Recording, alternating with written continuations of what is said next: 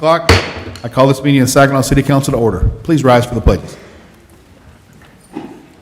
I pledge allegiance to the flag of the United States of America and to the republic for which it stands, one nation, under God, indivisible, with liberty and justice for all. Honor the Texas flag. I pledge allegiance to thee, Texas, one state, under God, one and indivisible. Thank you. Please be seated. Item 1C is invocation. Do we have, hey, there he is, Joe. Hey, Joe. Welcome, sir. Let's bow our heads. Dear Lord, we thank you for this opportunity we have to come before you. We thank you for the privilege that we have to be in this room. I thank you for the wisdom, and I thank you that peace would be settled in this place, Father. Most of all, we thank you that we would be a city that others strive to be. We thank you for it in your precious name, and everyone said, amen. Thank you, Joe. Appreciate it, buddy. Item 1D is audience participation. You can see the city secretary if you want to speak and fill out a form. Any item which is on the agenda we can speak about. So any item on this agenda, feel free, you're welcome to speak on. Moving forward, item 2A is to the consent agenda. A is action regarding minutes of April the 2nd. B is action regarding interlocal agreement with Tarrant County for food establishment and public swimming pool and spa inspection program services. Any questions or comments on the consent agenda? If not, I'll entertain a motion. Mayor, I make a motion we approve the consent agenda as presented. Cindy, second.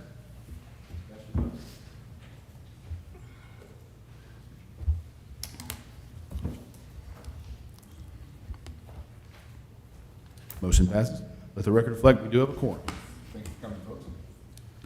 Item 3A is our employee recognition presentation. City Manager Gabe Ray. Mayor and council, we're pleased to have a number of recognitions tonight. The fire department will lead us off.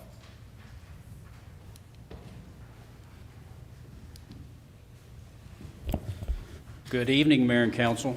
Kind of the fire department show right up front. We want to take the opportunity to recognize some of the newest promotions within the fire department, and we'll perform their badge pinning and swearing. As has been the case with any promotions within the department in my 30 years of service, the process is challenging, as is warranted, and the competition amongst one another is tough and always very close. To come out on top is worthy of recognition, is a proud moment for those being promoted. I'm very proud of the individuals and their drive to pursue a higher level of responsibility, and with it, an even greater degree of accountability. The promotions became official last month. We had 4 promotions. We're going to recognize 2 of those tonight and 2 at a future council meeting. Our first promotion is for rank of lieutenant. The lieutenant is the officer responsible for and is part of the apparatus crew. They are a staff member that rides in the front passenger seat of the apparatus, and they're responsible for anything and everything for that crew, apparatus, and the station. They are a key member of our department, and as such maintain a high level of influence and responsibility for how our department operates and the customer service we provide. While everyone is tasked with safety, they are directly responsible and accountable for the safety and well-being of their fellow crew members. That's a hefty responsibility. Lieutenants have to balance a friendly co-worker team mentality while also fulfilling the duties of a supervisor. That dynamic is probably the hardest one to master in the fire service. I'm proud to announce Matt Hubert as our newest lieutenant. If we can have Matt Hubert come to the front. Lieutenant Hubert.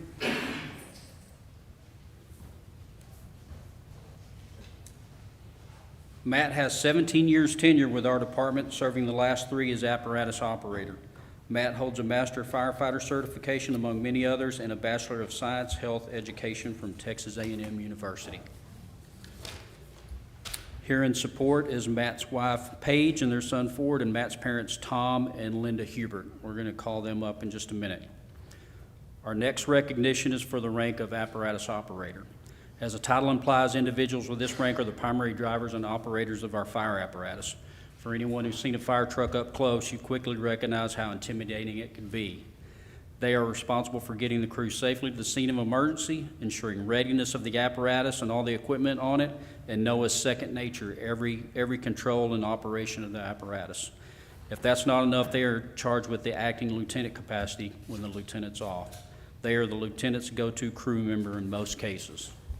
I'm proud to announce Jace Hamilton as our newest apparatus operator. Jace, if you want to come up front, please, sir. Jace has 3 years tenure with our department and a total of 11 and a half years fire service experience. Jace holds an advanced firefighter certification, among many others, and a bachelor's in business marketing from Tarleton State University. Here in support is Jace's wife, Dina, their daughter, Parker, Jace's parents, Don and Paula Hamilton, and mother-in-law, Tammy Robertson.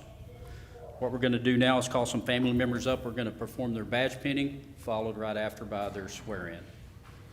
I'd like to invite up Matt's wife, Paige, and their son, Ford. They made it.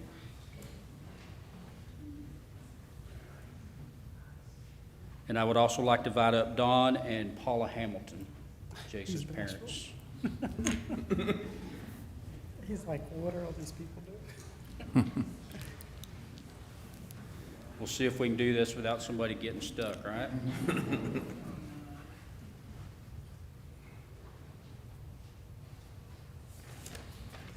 Go ahead and pin their badges on if you would.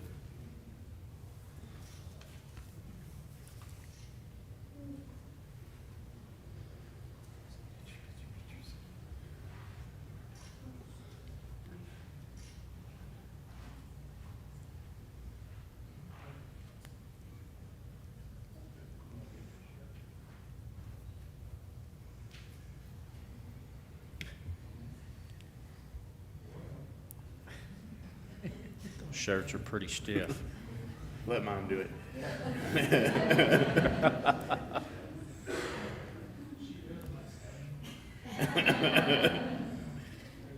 Little skin won't hurt, you know. All right, we've got one more thing to take care of, and then we're going to show our appreciation for their promotions. We're going to do the swearing. If you'll please raise your right hand. Repeat after me. I state your name. Solemnly swear as a member of the Saginaw Fire Department to courageously and faithfully to serve and protect the citizens of Saginaw, our surrounding communities, and my fellow brothers and sisters in the fire service. I will abide by policies, regulations, and laws of the state. Sorry, I lost my place there. Of the department, the city, and the state of Texas. I fully acknowledge and accept my duty to act. To put myself in harm's way. And to extend all effort within my power. To protect and save the lives of others. I will always conduct myself on and off duty. In a manner that reflects positively. On myself, the city, my department. And the fire service in general, so help me God. All right, thank you. These are your dedicated servants and true heroes of our community.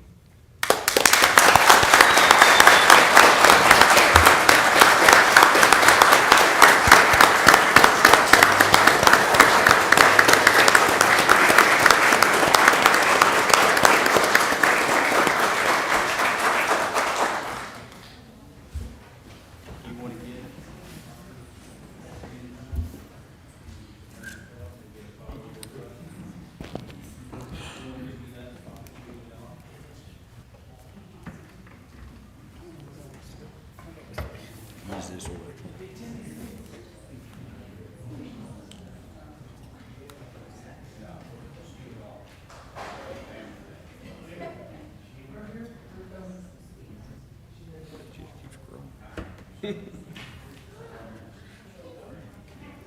we could get the ones that were voted to be right underneath Saginaw. So if you guys Do you want that chair out of the way, or can you see it? I think they'll go for it. Okay, hang on. And we'll put this right here. Okay, I'm out.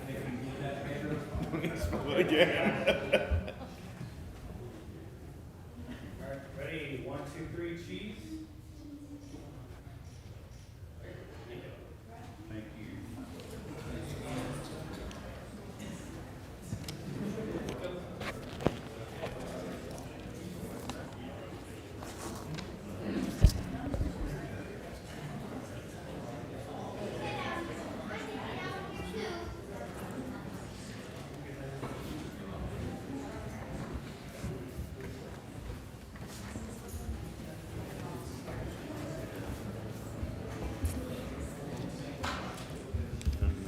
All right.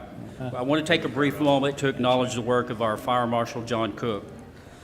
The Texas chapter of the International Association of Arson Investigators Arson and Fire Investigator Seminar was held this past March.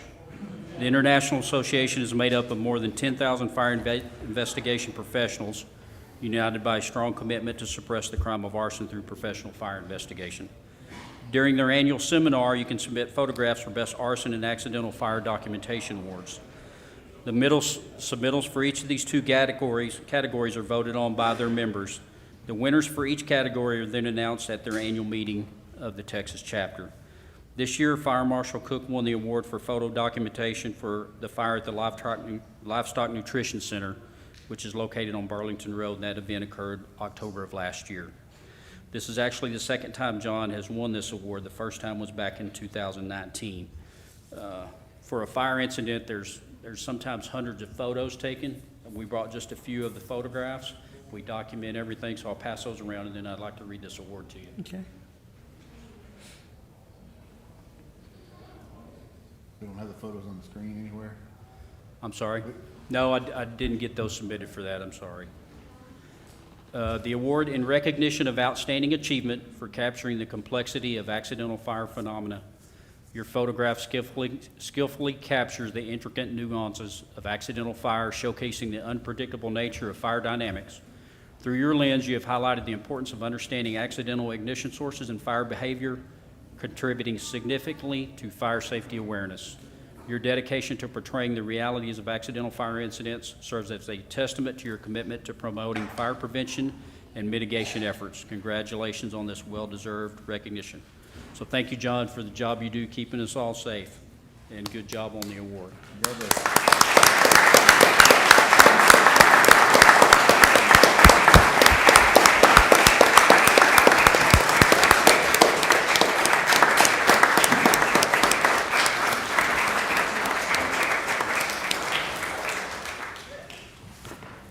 All right. Now we want to take an opportunity to formally recognize the awards the fire station project has garnered, 3 to date. It was a 2-year project that took a ton of work by a lot of folks to get it accomplished, and I believe we're all super proud of it. The big things we were made within the approved budget promised way back at the initial project approval. And if you'll remember that the budget for that project was $14.7 million. The first award is the Firehouse Magazine Station Design Award. I believe y'all all got that in the email. The significance of this award is that station design was influenced by firefighter health and safety, research, and facility contains elements adhering to furthering that initiative. When I say health and safety, that refers both to physical safety and mental well-being. Our size category, we won the gold, which is the top award. Some of the health and safety features that push us to the top is the controlled access measures, abundance of natural lighting, cross-contamination preventions, a workout facility, all the staff spaces, the large training rooms, storm shelter, quick access straight to the apparatus bay, among many others. And that is we have 2 of those, and we're going to get one made for City Hall too, because that's a big award. The second of 3 is Award of Recognition for Fire Station Design Excellence from the Fire Industry Education Resource Organization, or FIERO. FIERO is an organization dedicated to improving firefighter health and safety, and they present annual awards recognizing the importance of station design and health and well-being of fire service personnel. So that's the award memorializing that. And we have one more, big one. Our third project award was provided to our very own Steele and Freeman Incorporated and presented by Texo, which is the largest construction trade industry association in Texas. Their members represent $15 billion, that's with a B, dollars in work annually. The Texo Awards are recognized as one of the most prestigious construction awards in the nation, illustrating the skill, commitment, and passion of the competitors. I was fortunate enough to be invited to the award presentation, and it was a huge deal and quite an honor. Our project was actually one of 2 awards that Still and Freeman won that evening. The fire station project was a top project in Building 4, which is the $10 million to $30 million project category. We're very proud of not only our finished product, but also for Still Freeman and the award of the project. Tonight we have with us Josh McCann, our project manager, Mike Freeman, who's the company president, and Riley Freeman, who's the vice president over finance. I offered them a chance to speak, but they declined. They wanted to make sure it was about the fire department and the project and the city. So we Can I say appreciate it. Saginaw's own Steel and Freeman? This is our hometown company, Steel and Freeman. We really appreciate it, y'all. Oh, yeah. Mayor Flippo, Council, I just want to say thanks. We Embark, as Todd mentioned, this is our 45th year as a local construction company, and to be involved in a project like this is special, but to be involved in a project like this in our own community makes it that more special. And to give you a scale of this award and how we're so proud of it, our organization spans from Texarkana to Abilene to Temple to the Red River, and this is the hardest category of any building built in that geographical area. So be very, very proud of it. And I salute the council and the staff and the community to stepping up and providing an amazing facility for our first responders. It's not just a facility, it's their home. So all of our guys on the project love being a part of it, and I thank you for the opportunity. Thank you.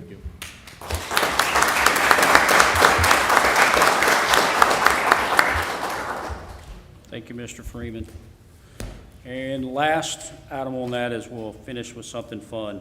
I think most of y'all have got an opportunity to meet Edison, our new arson canine. So I'm going to have him, well, we're going to have him come in here, and I'm going to get Battalion Chief John Tadlock, which is his partner and canine handler. He can give you a little background of this opportunity. We got to get another dog after the unfortunate passing of Sheldon.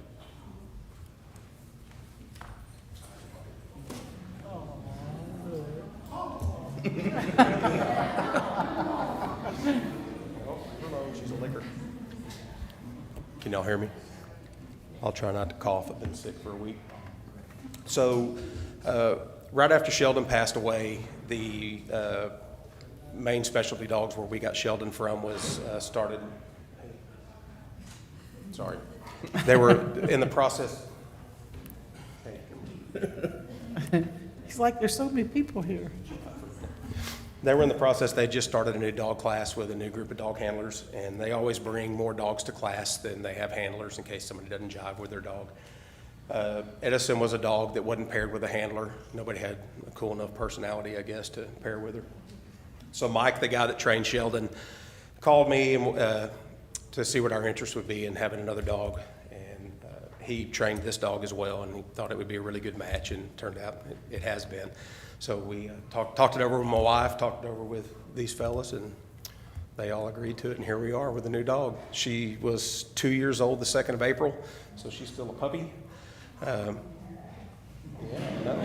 She is not like Sheldon at all. She's very vocal, and she likes to run, and she's a totally different dog. She's very cool. Thanks for allowing me to have another dog. Welcome to the family, Edison.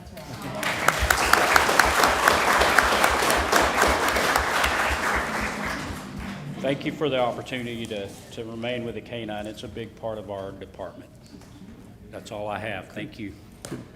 Any questions? Anybody had? I forgot to ask that. I wanted to say one thing is thanks for the pictures, because, John, I was under the impression that insulation wouldn't burn. Evidently, I was under the wrong impression from them pictures. It burns good. It sure does. Yeah. And just a little background, every fire that happens gets investigated, right? Yeah. If it's accidental, we still do an investigation. If there's a piece of equipment involved, what we want to do is find out if that's something that needs a national recall. We will always want to know the cause if we can find it. Yeah. And certainly if it's intentional, we go a different route with that, and that gets much more attention and investigation. But every fire incident gets looked at as far as cause. All right, thank you. Thank you, guys. Appreciate y'all. So we have, Congratulations. yes, sir? I'm sorry, this is my first time to the city council, but I just want to say before the fire department leaves, that last year went through several challenges, and I've got to commend the fire department, the paramedics of Saginaw, Texas, saved my life twice in 2023, and my brother, my sister-in-law just recently. You guys are amazing, and I want y'all to know, appreciate you, thank you. Here, here, here, here. Here, here.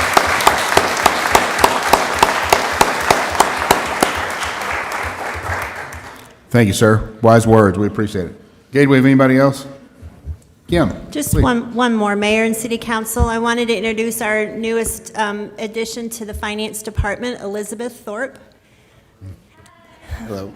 She, we're really happy to have her, and you'll get to know her and work with her throughout the budget process, and she'll help with the audit too. So, just wanted to welcome her and introduce her to y'all.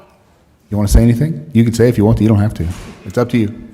I'm looking forward to not only working with Saginaw, but also representing it. So, Well, thank you. Welcome. Very nice to have you. Thank you. Our Councilmember Copeland mentioned that you had something you wanted to bring up as well.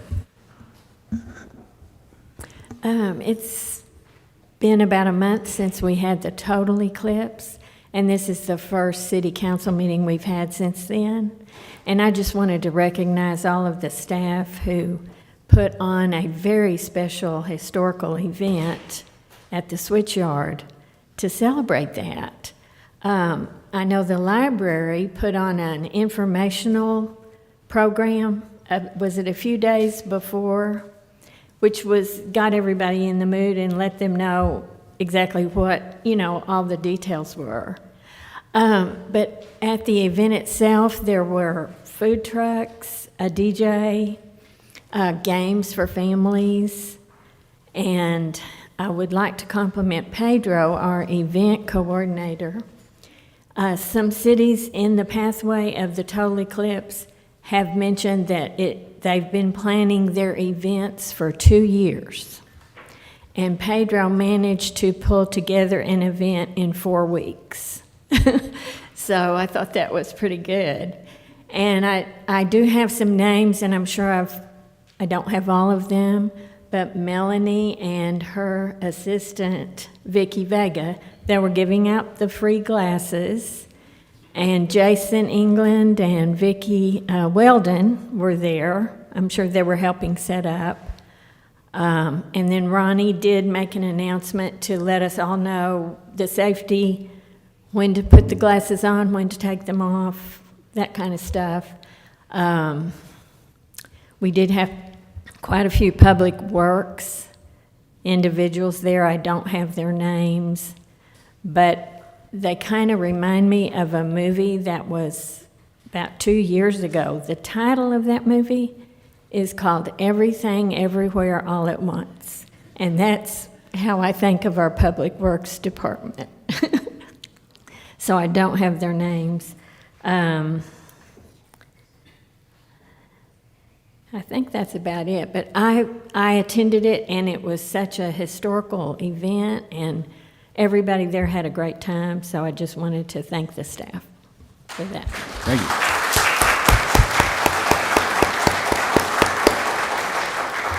Thank you, Mary. Appreciate that. Good work.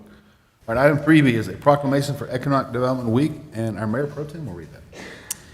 Whereas more than 100,000 economic development or related professionals worldwide are committed to creating, retaining, and expanding top-tier opportunities that facilitate long-term equitable community growth, and whereas the economic development profession cultivates thriving neighborhoods, champions sustainability and resiliency, boosts economic prosperity, enhances the quality of life, and builds robust tax bases, and whereas the economic development professionals operate throughout diverse economic environments, including rural, suburban, and urban settings, local, state, and national governments, public-private partnerships, SIPs, chambers of commerce, institutions of higher education, among many similar organizations and associations.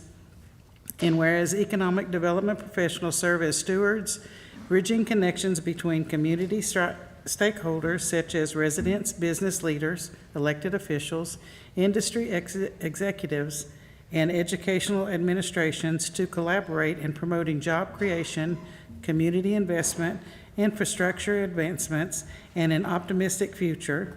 And whereas economic developers contribute to the betterment and progress of Saginaw, Texas, and the United States of America. Since 1926, the International Economic Development Council has been a leader and driving force in advancing economic development initiatives with a steadfast commitment to fostering growth and prosperity in communities of all sizes worldwide throughout equity, inclusion, sustainability, resilience, and innovation. Now therefore let it be resolved that the City of Saginaw, Texas recognizes the week of May 6th through May 10th, 2024 as Economic Development Week and reminds individuals of the importance of the community celebration that supports expanding opportunities, bettering lives, and moving society forward. In witness thereof, Todd Flippo. So, there you go. Congratulations, Keith. Well done.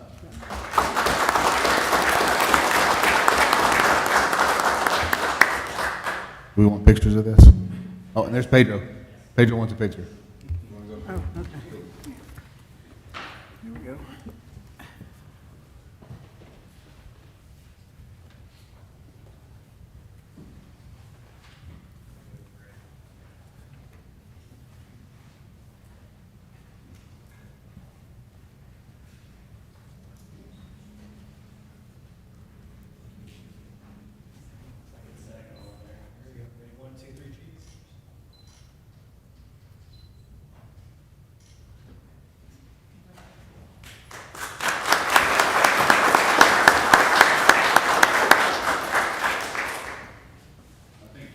Thank you, Keith. Thank you, Mayor Pro Tem.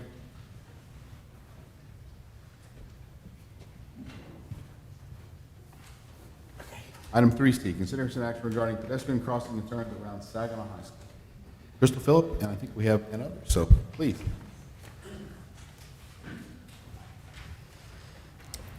Hello, my name is Crystal Philp. I've been a citizen of Saginaw since 1995. I graduated from Boswell High School, class of 2004, and I now have 3 children of my own attending Eagle Mountain Saginaw ISD. I stand before you all today to discuss the safety of our children who must walk Basswood to get to and from school. I think we can all agree that Basswood has become a drag strip, especially during rush hour, which happens to be the same time that high school students are walking to and from school. If we don't do something to slow down drivers, it is only a matter of time before a child is killed on Basswood. Per Randy Newsom, the city has done a study that showed that the average speed people are driving on Basswood between 156 and Bailey Boswell was approximately 40 to 50 miles per hour. In a study done by the National Association of City Transportation Officials, shows that the estimated risk of a pedestrian being killed is approximately 9% if they are hit at the speed of 30 miles per hour. However, the risk and impact of speed 40 miles per hour is much higher at approximately 50%, and at 50 miles per hour, the risk for a fatality jumps to 75%. Of course, these figures are an average among children and adults, therefore the risk is much greater for child pedestrians. If the study shows that people are driving 40 to 50 miles per hour on Basswood, and if nothing is done to slow down drivers, it's a matter of time before one of our citizens is killed. There have been at least 3 kids hit walking to school just this year. I know this because the moms of these 3 children have reached out to me to tell me their story. 2 kids were hit at Remington Drive crosswalk, and one of the children was hit at High Country Trail intersection walking home from school. Thank God all these kids are okay. But if we don't do something now, we won't be that lucky next time. A study conducted by Fannie Mallon and Jua Luoma for the Transportation Research Part F Traffic, Psychology, and Behavior showed that implementing a radar feedback sign can reduce pedestrian fatality risk by 22% or more. Another study conducted by Elizabeth Rose and Gerald Ullman for Texas A&M University and the Texas Transportation Institute placed digital speed limit signs in multiple locations that were experiencing speeding issues. After implementing the sign, drivers reduced their speed in school zones by an average of 9 miles per hour.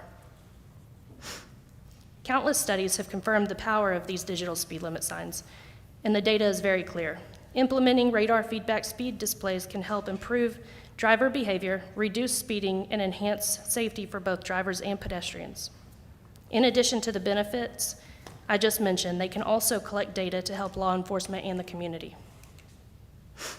In addition to Basswood being a speedway, people running the stop signs at Grand Central and High Country Trail has caused multiple accidents and several close call accidents. I do not believe that I need to go in depth on the dangers of running stop signs. However, at the Garage Gab I attended last Monday, Mr. Nikki Lawson, City Council member, stated, "Everyone in Saginaw runs stop signs. I don't know why, but we all love running stop signs." To which I replied, "I do not run the stop signs. Don't put me in that bucket." And I'm sure that several others don't want to be put in that bucket. If you run a stop sign and kill someone, I don't think that the excuse of everyone runs stop signs in Saginaw is going to help. We need to stop this and change this stigma today. The fact is, we need something to catch the attention of drivers to warn them of the upcoming stop. One of the most cost-efficient and effective methods to alert drivers of an upcoming roadway change is with advanced stop line rumble strips, or also known as transverse rumble strips. Gabe Rayom and Randy Newsom both stated that these would be a quick and easy fix and low cost. The noise and vibration produced by the rumble strips alert drivers of change in the roadway so they don't unintentionally run a stop sign. These rumble strips grab the attention of drivers and make them pay attention to the road. It will pull people's faces out of their phones and pull their minds out of La La Land and remind drivers that they need to pay attention. Lastly, the children need safe sidewalks on the westbound side of Basswood from 156 to the electrical lines right before Pullman Drive crosswalk. There's plenty of room to add sidewalks to this side of Basswood. The likelihood of a pedestrian crash per mile along roadways with no sidewalk is 3 times greater than the likelihood of a crash per mile with the presence of sidewalks. Next, I will introduce Spring Irby, who will share a few things she has researched that we can implement to also make Basswood safer for our kids walking to and from school. Thank you.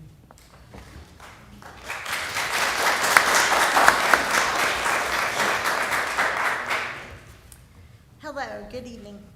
I'm having a bit of a footloose moment. Time to dance. Hello, good evening. My name is Spring Irby, a 30-year resident of Saginaw, the last 19 of which have been in the Highland Station neighborhood. I'm also a mother of 2 EMS ISD students. I stand before you this evening to discuss and ask for enhanced school crossing signs, particularly at the crossing at Remington Drive and Basswood Boulevard, also known as the north entrance to Saginaw High School. What I mean by enhanced signage would be a lighted LED flashing crosswalk sign at the intersection just mentioned, Remington Drive and Basswood Boulevard. Plus the same type of flashing crosswalk sign at the intersection of High Country Trail and Basswood Boulevard. Also, we would like to ask for a lighted flashing stop sign at Grand Central and Basswood, which is a 4-way stop. I have personally witnessed many times taking my kids to school at Saginaw High and seeing cars flying down Basswood Boulevard, not obeying the speed limit, the school zone, or the crosswalk, resulting in some terrifying near misses of kids trying to cross over Basswood. The 4-way stop at Grand Central and Basswood desperately needs a flashing stop sign and possibly some speed bumps, as Crystal mentioned, leading up to the intersection, having seen numerous times people driving right through the stop signs there and ignoring or not even seeing them. Gabe Rayam quoted to my neighbor that lighting those stop signs could be an affordable and easy solution. Thank you. I have read a study that states that having LED embedded stop signs could decrease the percentage of those who run stop signs by 50%, increasing visibility of said stop signs in all weather and lighting conditions, and the approach speed dropped by several miles per hour. In a study published by the Minnesota Department of Transportation, researchers found a 41.5% reduction in right-angle crashes after installing LED enhanced stop signs throughout their state. In a perfect world, every road would be safe and easy to navigate, and kids would be safe crossing to and from schools. There would be no blind spots around corners, no one would run stop signs, no overgrown vegetation obscuring school zone signs, or no inclement weather affecting a driver's visibility. But the world is not perfect. That is why it is so important that Saginaw does better than just the status quo and install enhanced lighted crosswalk signs and stop signs, making them more visible in all conditions. Also, so the intersections can no longer be ignored. We owe it to our young people of our community to make their walk or drive to school safe, whether it be elementary, middle school, and even high school. I would like to thank you for allowing me to give a voice to the kids. I'd like to leave you with a Bible verse, Matthew 18:14. Even so, it is not the will of your Father which is in heaven that one of these little ones should perish. Thank you.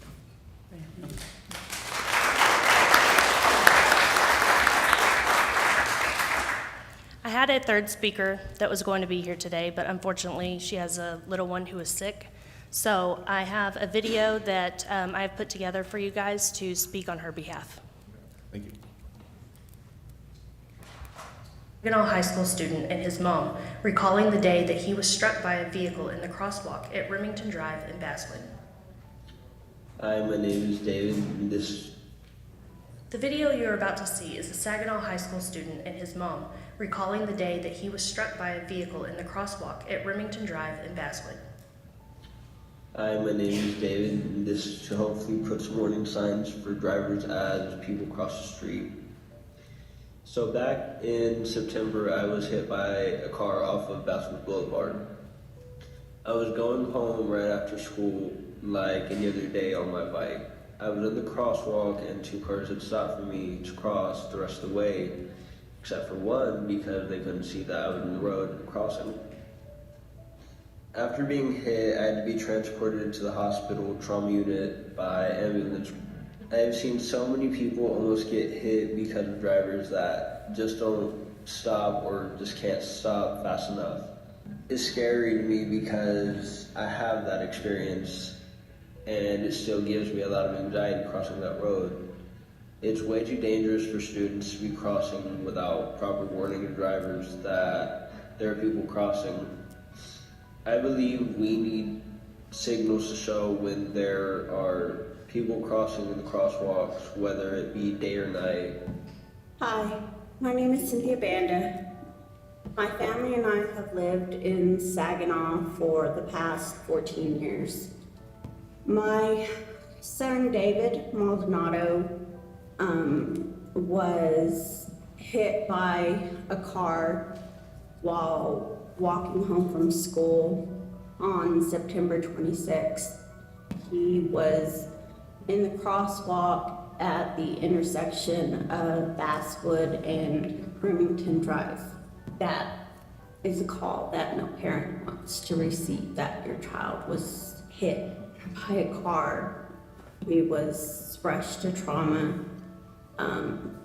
And, thankfully there was nothing broken and there was no internal bleeding or anything, so he got lucky. He was really bruised and hurting for a long time. He still has anxiety with the crosswalk, and, which is very understandable. It took him a little while before he would use that crosswalk again. And he still has some pains in his back as well. David has been walking back and forth from school and home since he was in elementary school, 4th grade. So David knows the rules, how to follow the rules when it comes to crosswalks and crossing the streets and looking both ways. And this has never happened before. David's a great kid. I mean, he's got the biggest heart of anybody that I've ever met. If you ask his friends, he's got the biggest heart of anybody. He is the last person that should have been hit with this car. He's in the ambulance asking if the lady that hit him was okay. We don't know what happened. He didn't want to press charges. It's next. He does, however, as well as me, want something to be done about that crosswalk. It's not safe for kids to be crossing right there. All of the requests made tonight are cost-effective, require minimal installation time, and have studies backing the success rate for increasing safety. Here are those requests one more time. We are asking for rumble strips at all stop signs at the Grand Central and High Country Trail intersections, LED flashing stop signs at the intersections just mentioned, LED enhanced crosswalk signs at the Remington Drive crosswalk, digital speed limit signs, and sidewalks on the westbound side of Basswood.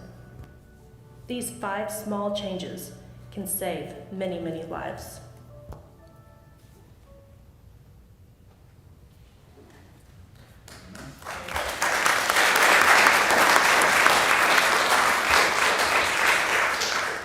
Before we hear from any city folks, I have several other people that want to speak on this. So Christine Greenlee.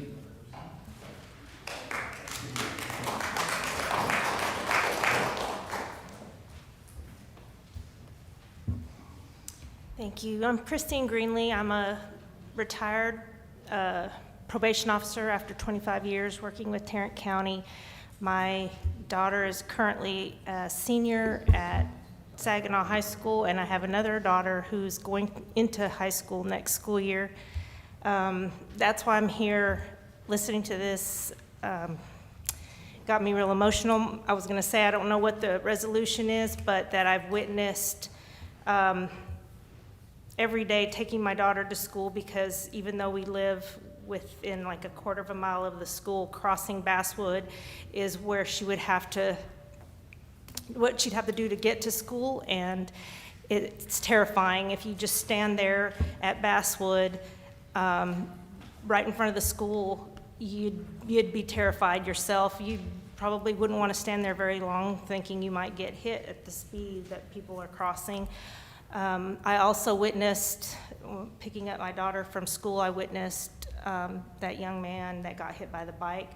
And the lady that hit him, that he was asking about, I saw her trauma also. She was coming off of I don't know if it was on Basswood or Blue Mound, but she was obviously accelerating and didn't see him. It takes you by surprise sometimes when you're coming from, both sides is fast, but coming from the main intersection where the lights are, when you're accelerating and coming on there, you just really don't know you're in a school zone, especially if you're not from this area. It's a thorough way now, and I just come to support Crystal and her proposals. Sound very reasonable and wonderful, and maybe my daughter about to go into high school can one day walk to school, but as it is now, even though we live close and bought the house to live close to the school, my kids cannot walk to school right now. So thank you for your consideration.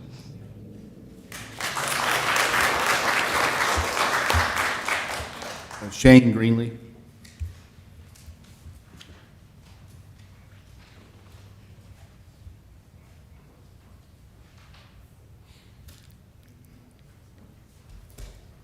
Good evening, Mayor, council members. Thanks for having me. My wife kind of set us up pretty well, so I won't go through that as far as how long we've lived on Grand Central is about 20 years, and from the early years of us being in place there, we recognized that there was a speed problem on that road as well as stop signs, and we knew it when it wasn't as busy as it is, but obviously things have grown. And so I used to email the chief of police back then. I can give you an idea that the police used to have a mobile speed limit sign that they would park out in front that would flash. And then so they did that a couple times for us. One time I asked where it was, they said it had been destroyed. They had no plans to replace it. And so we haven't seen one since. We did see a little bit of police presence after our last council meeting that we were here about 8 weeks ago. So that was great to see. Look, I'm a realist. I recognize that police can't be everywhere at all times. I totally get it. This is important, but I understand there's felonies taking place and stuff where police need to be involved. What I would say to that, though, is if we're not going to have the people to support this, then we got to look at other options. And so I think Crystal did a very good job of saying some of the options that we've had. I have asked if we could revisit the speed bump policy. I know we don't have them because of emergency vehicles, but to me, I think we should reconsider now that the growth that we've experienced here in Saginaw, and not to mention we're a through street to other, Fort Worth and everything else now. So I think we should revisit that and look at maybe some speed bumps as well as any of the other options that we have. This may get control of the speed. It may help with things when a police officer can't be there. I do think that the city has done a good job up until this point. But I would agree with my wife when I say that we will not let our kids walk home from high school. And that's when they're the most independent. It's just not worth it to us. So with all that being said, I hope the city takes into consideration some of these issues that we've been working on for years. And so my kids no longer have to play real life Frogger in the street, and for only you older people will probably get that. But anyways, thanks for everything you do, and thanks for having us.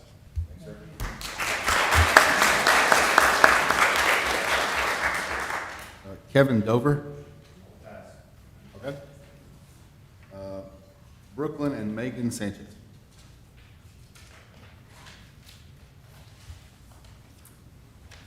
I'm Megan, it's my son Brooklyn. I don't have anything planned to say because I wasn't going to talk, but I have been trying to have a voice in this, and I want to thank Crystal so much because she finally were able to get through where I never could. We've been in Saginaw for 14 years. He's walked to school every day of his life, and now he's at the high school, and it's a huge concern. I walked him and my daughter to elementary in my hand, and we've almost been hit multiple times, even with a crossing guard, even this year with Officer Clemens there. It's ridiculous. I've called the city multiple times, been passed around just to get a light, something blinking, and all I've ever been told was funding is the main concern. And I'm like, my child's life should be the main concern. I can't really say much more than what everybody's touched base on. It's what is it going to take before something is done? Remington is a horrible crossing spot. Yes, at Basswood and Blue Mound, there is a light, there's a crossing button, what it might be. Children are children. They're going to cross where they see a spot that's open, that is accessible. They're not going to go further to come back to have to go to the back side of the school or the art side of school. It's just easier. Another point being made was the sidewalk on the other side. I'm not sure, on the opposite side of the high school, there is no sidewalk. So if somebody does need to cross down to push the button if they wanted to, they're still unsafe. The construction there, cars come around that corner so fast, even if they're crossing and they don't see it, that's the option. They're going to be getting hit. I just think can't say enough that something needs to be done. And that's about it. I'll let him talk. I would just like to point out that in the past month, me and my friend crossed at Remington to go to Saginaw High School, and he almost got hit by a Volkswagen that saw us, but just rushed through. So I had to pull him back, and he almost got hit. And then the second time was I was walking back to go to, walk with him back home, and then a truck was coming from another intersection and just didn't slow down at all. And so we had to just run across, and it's scary because I just wait there, and he walks off, and I don't want him to get hit because he's my best friend. And I have seen plenty of kids wait for a break, and cars just don't stop. They'll get so far, and 2 cars will stop, and someone's going around them because they don't go slow enough. The other thing I just thought of was the blinking school zone lights. They're constantly out. I'm constantly calling the school going, hey, did you know your things are out? And they're like, we need to call the city. Trees are blocking the solar panels if that's how they're working, but not enough people know to slow down. I mean, I think on that street it's 30, but in front of High Country it's 20 all year round, and almost nobody goes that. So blinking lights or not, I think you can't have enough safety, blinking signs, bumps, anything. More is better in a child's life, whether it's living or dying by getting hit by a car. So, anything? Okay, thank you. Thank y'all. Thank you.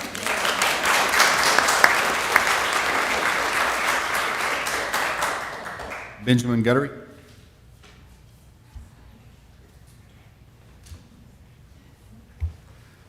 Howdy, y'all. So I live on the west side of town where Old Decatur, we just kind of went through what everyone on the east side of town's going through right now with Blue Mound. It's also a drag strip, and we also had a nice kind of tree-lined road, Bose, before it got built through to Old Decatur, like Basswood now is built through.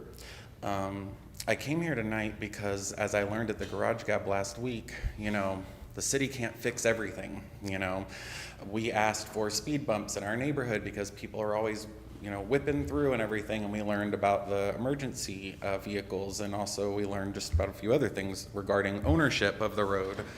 But a lot of the things that I heard tonight from Crystal sound really kind of doable and reasonable. I don't know why the police don't have that kind of trailer with the speed limit thing on it anymore. I thought I heard at the Garage Gab we could request that for our neighborhood. So I don't know if that's old information or not, but I know that every time that I drive past Saginaw High School or Wayside Middle School, it's a danger zone. I don't have kids. I just go pick up dinner, go get errands, and it's insane the way that drivers drive these days. I don't know if the city can control that, but a lot of the fixes sound pretty reasonable to me. So just wanted to speak in favor of that. Yeah. Thank y'all. All right, from the city, who wants to respond? Randy, Chief, where do you want to go first? I think Randy and Trent.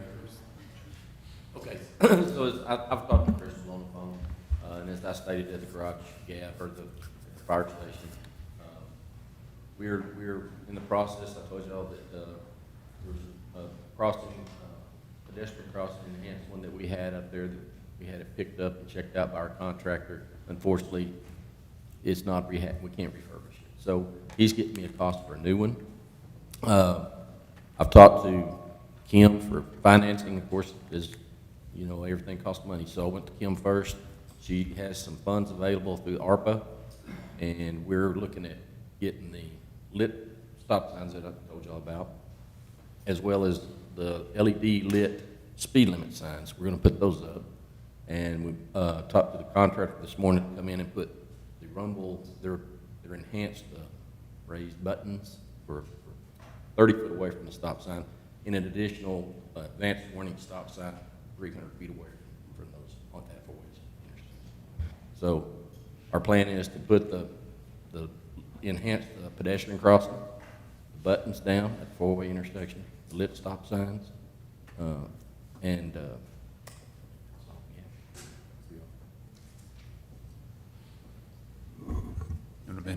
We'll go Chief. Chief Ragsdale. Yeah, thank you, Mr. Mayor. So the traffic trailer people are talking about, we don't actually have that trailer anymore. Just like all technology, it wears out and it was sold at auction. What we have now, though, is portable signs we put up. And Basswood has had this sign put on it. It was probably about 3 months ago. It's a flashing sign. It mounts to a pole. But we also have another device that we put out that's really just a gray box. You don't know what it is, and it records speeds. And so we're doing speed analysis on Basswood on a pretty regular basis. We do speed analysis on a lot of streets here in town. That is our #1 complaint, is speeders on just about every street here in town. So we have analysis on a lot of that. It may not be the big speed trailer that people are used to seeing, but technology has advanced to the point that we can do this now with small signs up on poles, including the flashing speed signs. We do have one of those. I can make sure that it gets over on Basswood so people can see it, say it was there a couple months ago, but we'll get it back out there. As far as the recommendations, I think Randy's kind of already addressed that. My only caution would be is that we don't, one of the speakers talked about put as many signs up as you can. When you put too many signs up, you desensitize drivers. They get so used to seeing it, they quit paying attention to it.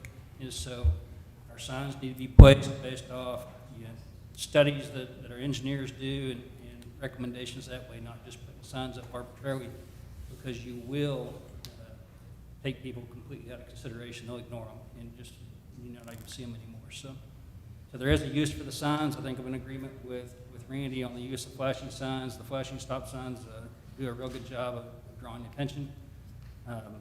Not so much a fan of the rumble strips. We can talk about that in other avenues about the wear and tear on vehicles and equipment.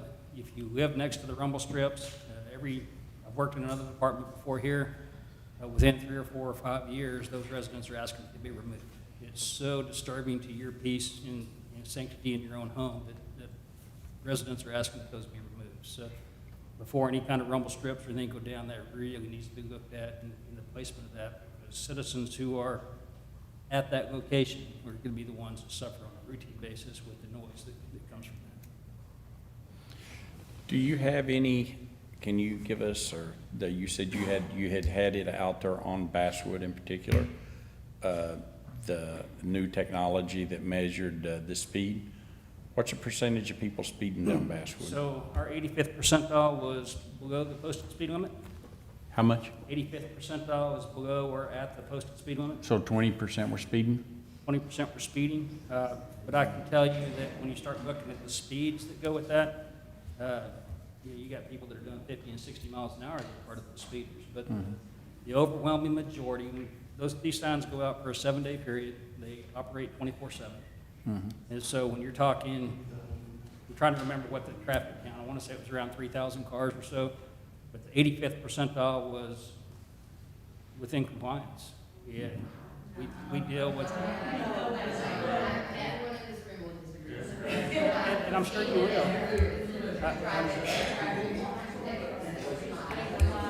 So I don't want to get in an argument with anybody here. I mean, I use data that comes from our analysis that we do. That's what I have to rely on. If the device isn't recording correctly, that would be something that the manufacturer would have to address. But I can tell you what our speed analysis shows is that. So. Well, I want everybody to know that 20% of the people speeding and the number of people coming down Sagamore would be a pretty significant number. So that's a lot. So don't think, 80% people, that there's more than that. That is a very significant number. That's pretty high, especially with the number of people who use Basswood. To me, it shows a major concern. I'll tell you that right now. You want to come back up? Yeah. You can come back up. You got a question, man. Yeah. Crystal, please.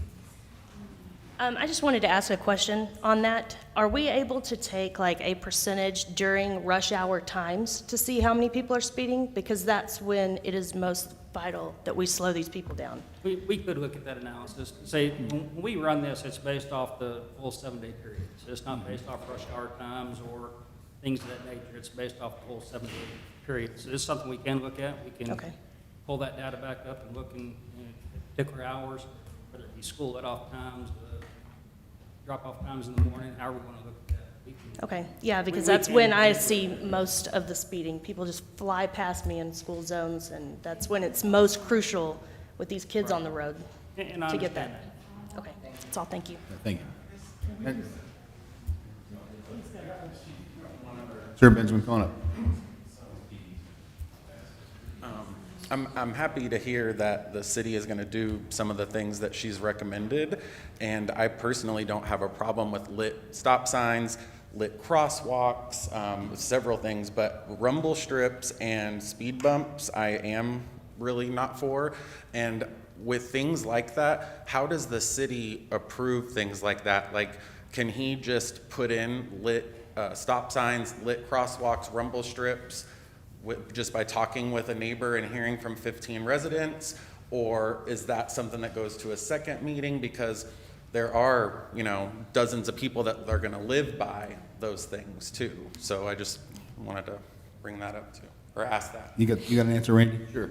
So I was going to tell you before I got done.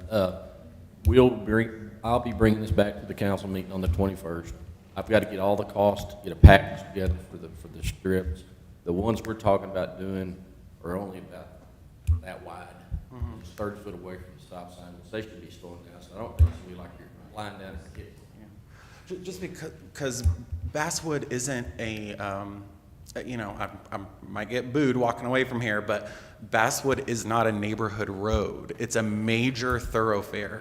I do understand. Believe me, I built a home in a neighborhood when Boas wasn't built through and Old Decatur was 2 lanes. But also, I moved to a town with trains, and I got to deal with coal smell, and that's where I built my house. It was always the plan for Basswood to be built through, always the plan. And it's a 6-lane road, so yeah, there has to be a medium.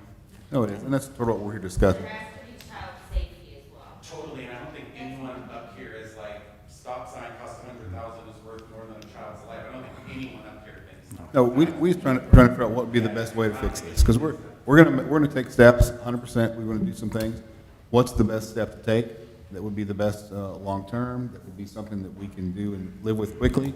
So I know Randy's got some good plans. I think we can make those happen very, very quickly. Mr. Mayor, if I can add also. Yes, sir. Yes, Chief. I do have a few stats just on when you're talking about traffic enforcement. So let you know kind of what these numbers are. As a city, for all 4 districts that we have here in town over a 6-month period, we wrote 1,900 tickets.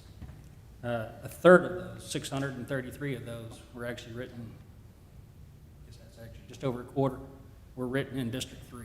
So this is the district where Basswood is that we're talking about. So we are giving a lot of attention to traffic enforcement in Basswood, on Basswood and neighboring streets. We did our campaign at Grand Central. We wrote a little over 250 citations for running stop sign and for speeding. Basswood is a constant thing for us to work on. And when you look on Facebook and the information you have there, I hear people or see people say all the time they never see an officer in the area. I can tell you through actual stops, through call for service data, that we're on Basswood or in that neighborhood on a routine basis. When you start seeing posts that cops are never here, you never see officers, that's what everybody starts believing. Trust me, we are there. We're trying to do enforcement. I can't catch everybody. I wish I could. I'd like to tell you also that during the day shift, we typically have 4 officers on the street for the whole city. And so when you're thinking about traffic enforcement in your area, and then there's 8 schools in our district that we're trying to cover. So every school is also complaining about speeders and school zone traffic issues. So I'm having to dedicate officers to every bit of this. So while the common belief might be that we're not doing much for your school or on Basswood, we're giving a large amount of attention to that. We're really trying to work on getting compliance. It is a wide road. Wide roadways come people that think that the speed limit is too low for road conditions, and so they drive accordingly, and we catch what we can. Chief, can you discuss, now we've got the Eagle Mountain Saginaw ISD has their own police force. Can you discuss the interaction and what their involvement in this will be? Because I know they're going to be a part of the solution. Sure. So I spoke to Chief Ramirez actually today. They weren't able to have anybody come today to join us, but they're dedicated to working enforcement in school zones as well. It's not something they've done up till now, but it is what they're planning on doing.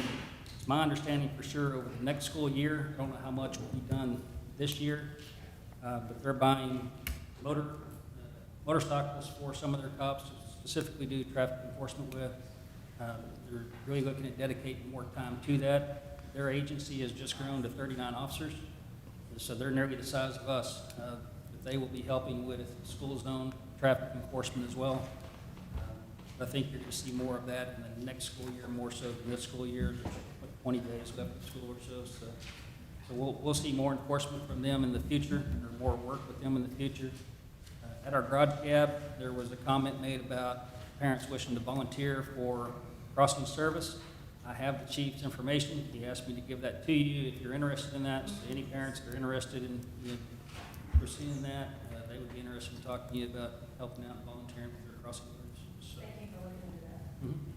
And I think this is an interesting opportunity because this is new. The Eagle Mountain Saginaw ISD has not had a police force very long, and they're just staffing up. So that's a new ally we have in this.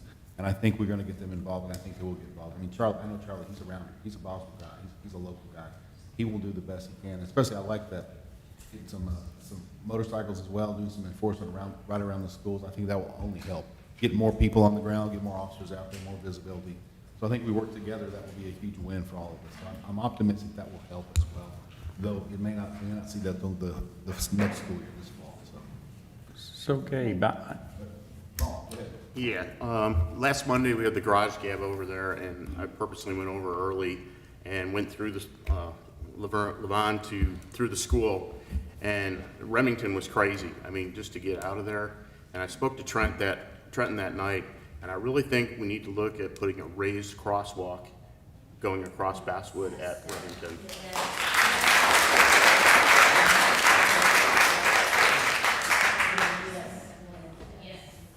And I think that's already on Randy's list to evaluate, right, to see what we can do with that. I think that was one of the things on you and Trenton talked about. Trent and I talked about that today.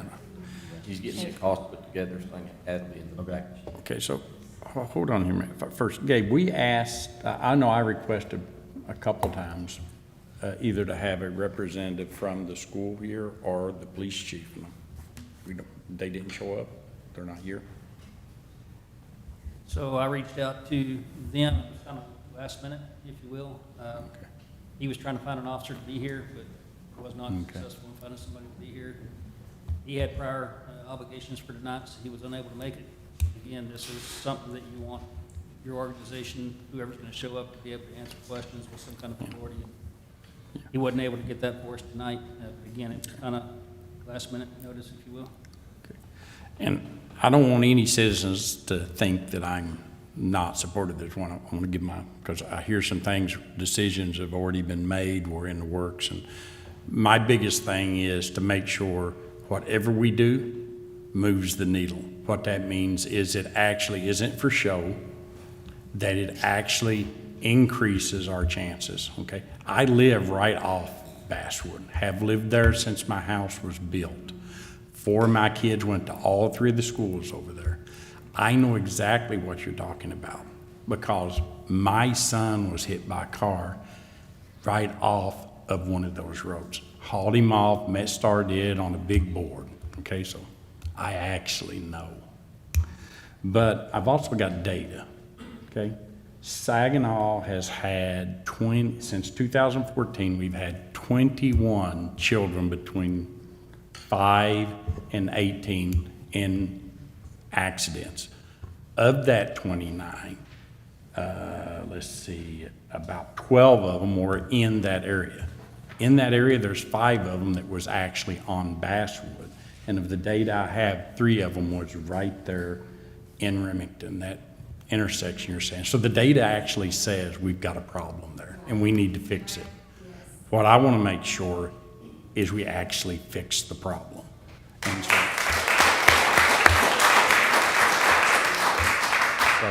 that area there that you talked about, I walk down that without the sidewalk at least 3 times a week. Me and my wife, we walk from my house down to the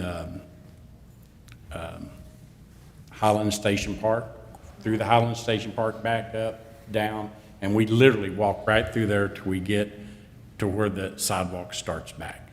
and it's bad. Also, too, I can tell you last year, you can put it, as we walk through, a lot of times we have to duck down and go underneath the trees. I actually logged a ticket. You all can log a ticket. They just introduced a new, you go straight log it. They came through, they cut them, wasn't good enough. I complained again. He came through, cut them really good. I can tell you, our neighbors, whose trees that was, because it come on, oh, they got pissed at him. He took a heck of a beating for it. But that was because of me. I'm the one that logged the ticket twice. So, and I didn't log it because I was a council member. I logged it because I'm a citizen like you all. But those are things, that's one of the things you can do. They react to them. It's right there on the city website. If you see something wrong, if there's a stoplight that a tree's fall, log a ticket. The more tickets you log, honestly, they react to them. We follow it. But my biggest thing is to make sure that we put speed bumps in, rumble sticks, whatever it is, that it gets the right reaction. Now, I will state this, back when I first got on council 3 years ago, I walked around and talked to all of you all. You all probably remember me knocking on your door, asking for your vote. One of the first things I did is I went and did a tremendous amount of study about how to slow people down. And I looked at putting in, I don't want to put in, speed bumps. Okay, so what? It wears the car out a little bit sooner. It's worth it. What I actually found out is when you did case studies of every city that put them in, within 5 years, the citizens that wanted them demanded that they be taken out. I mean, every single one of them. So that's the dilemma that we're in up here. You know, if I thought that it would solve this 29, we'd spend millions of dollars to fix it, because it ain't my money, it's our money, right? We'd do it, but the problem is, as soon as we put it in, it takes that much money then to take them back out. So I really want us to do the study, come back with good data to say, this is what we need to do to fix it. I absolutely agree with putting that light in immediately, right here on Remington where they said, but some of the other things, what can we do? One of the things, I was the one that mentioned, I did bring it up, I'll stay right now. I want to give the whole story. When I was at the garage cab, that everybody in Saginaw is running stop signs. Here's the reason why. I've been out twice with our police departments at night. I could not believe in front of police officers how many of us, when I say us, it's Saginaw, was running stop signs. We were actually pulled over, riding one gentleman for a stop sign. Another person flew, but didn't even hit the brakes, right by the policeman. Okay? That's not, now I wanted you to know the whole story behind that. It wasn't as, oh, everybody's running, live with it. No, it's like, how in the heck do we stop this? The police are writing tickets like crazy, and we, citizens, may not be you all, but it's your neighbors, it's my neighbors, it's somebody. They're flying right on by. And so how do you slow your neighbors down? I mean, double the speeding tickets numbers? I mean, like I say, I can see that one crossing from my second floor. I got an office upstairs. I work from home. I see them pulling people over all the time. I came through there at Basswood Crossing. We had 3 police officers out there, had 3 people pulled over at one time. I mean, I see them a couple times a week pulling people over. I swear, I think our neighbors speed when they see a police officer. They speed up so they can get a ticket. So anyways, I absolutely agree with you all. I just want to make sure that we spend your money wisely and we solve the problem. We actually fix it. If it comes back in rumble strips is going to do it, then let's do it. But remember, once the rumble strips go in, we all have to live with them. And I can tell you right now, if you send out a thing, it'll be about a 50-50 best as to all of us really wanting those things. So anyway, that's my thing on it. I think we really need to look at it. I think there's some things we can do really quick, but I'd really, really like to hear what other cities have done and stuff to really try to slow its citizens down. Thank you, Councilmember Bighorse. Yeah. Sadly, this is not a new problem that's been brought to our attention. I know it's happened before, but even in 2022, and the MIAC is going to talk tonight, one of their projects that they brought forth to the council was trying to fix the situation over at Saginaw High School, putting in crosswalks just this year alone, this is the third time this year that Basswood and Grand Central has been brought to the attention that this is a dangerous intersection. It even affects the kids at the high school. They were talking about the rezoning. They were talking about the parking issues that they were having as people wait to pick up their kids. Well, people are picking up their kids because it's a dangerous intersection. And then again tonight, and I stand with Nick Lawson that, you know, enough is enough. And I commend our Public Works Director, Randy Newsom, for the ideas that he's bringing forth. But we need to do something now. We need to do it. We can't push this off anymore. I think for too many years, we've turned a deaf ear to our citizens, and it's time that this stops, and it stops here.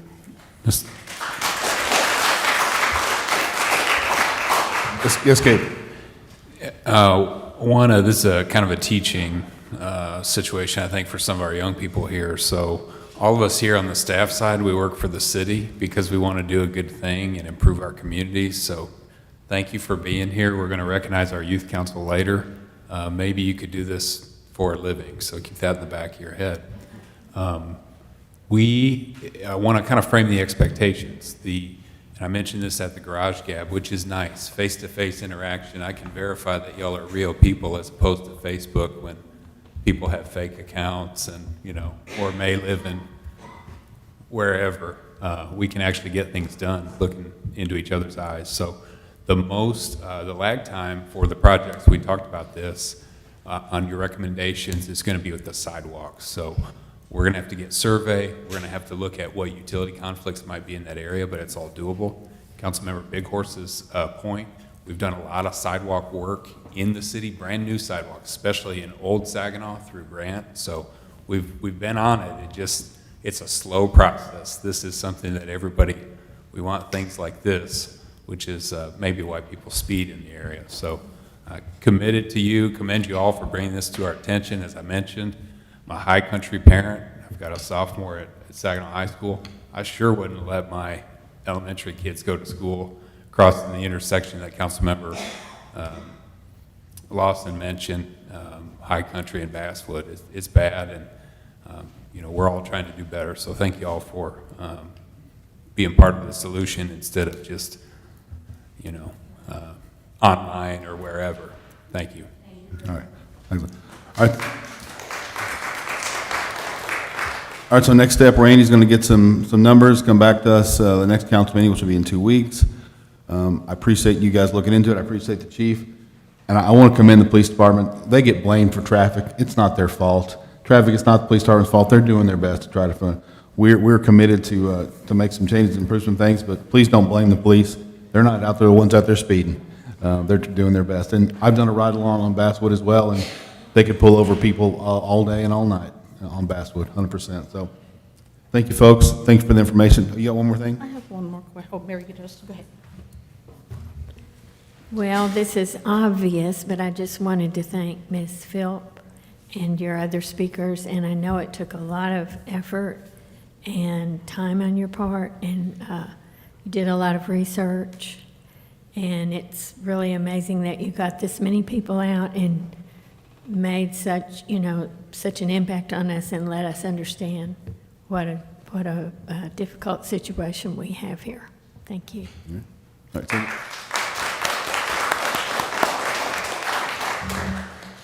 For you young people that go to Saginaw High School, I'm not going to embarrass you too much, but I know we had one young man come up here and talk about a couple of near misses just recently. How many of you have, the students, I think some of you are hiding behind the podium there, how many of you have either witnessed or have had near misses that you've seen in recent times? That's way too many, way too many. And like I said earlier, it's time that we keep pushing. It's time that we stop pushing this off. We've got to do something. If we got to get rid of something else that we've got budgeted to get this taken care of, let's do it. Yeah. All right, thank you, folks. Appreciate the information. We'll make some changes as quick as we can. So thank you all for coming out. So, Mayor, one more thing? Okay. One this, I please request you to stay for the next one, because it kind of ties into this, okay? It's something that, bring back Motorcycle Joe.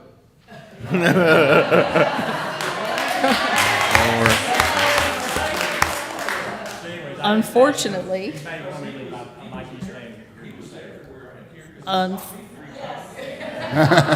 You haven't met Officer Rodriguez yet. unfortunately, Motorcycle Joe has moved to Abilene. I know. Yes. Very good, absolutely. All right, thank y'all. All right, so let's keep going. 3D, discussion regarding creation of a volunteer traffic advisory board. Paul Flake. Yes. Mayor and council and fine residents here, something I've been thinking about for a while, and this really brought it to light. I moved down here from Western New York, and our city had a traffic safety and advisory board. And we have several safety volunteer boards within the city, and I'd like to see the city of Saginaw create a traffic and safety advisory board. I put together a mission statement just to kind of kick the ball off here. The mission of the Traffic Safety Advisory Board, TSAB, is to provide community input by advising the city manager, city council, public works, police department, as well as other city committees on traffic issues, develop proposals, and special projects.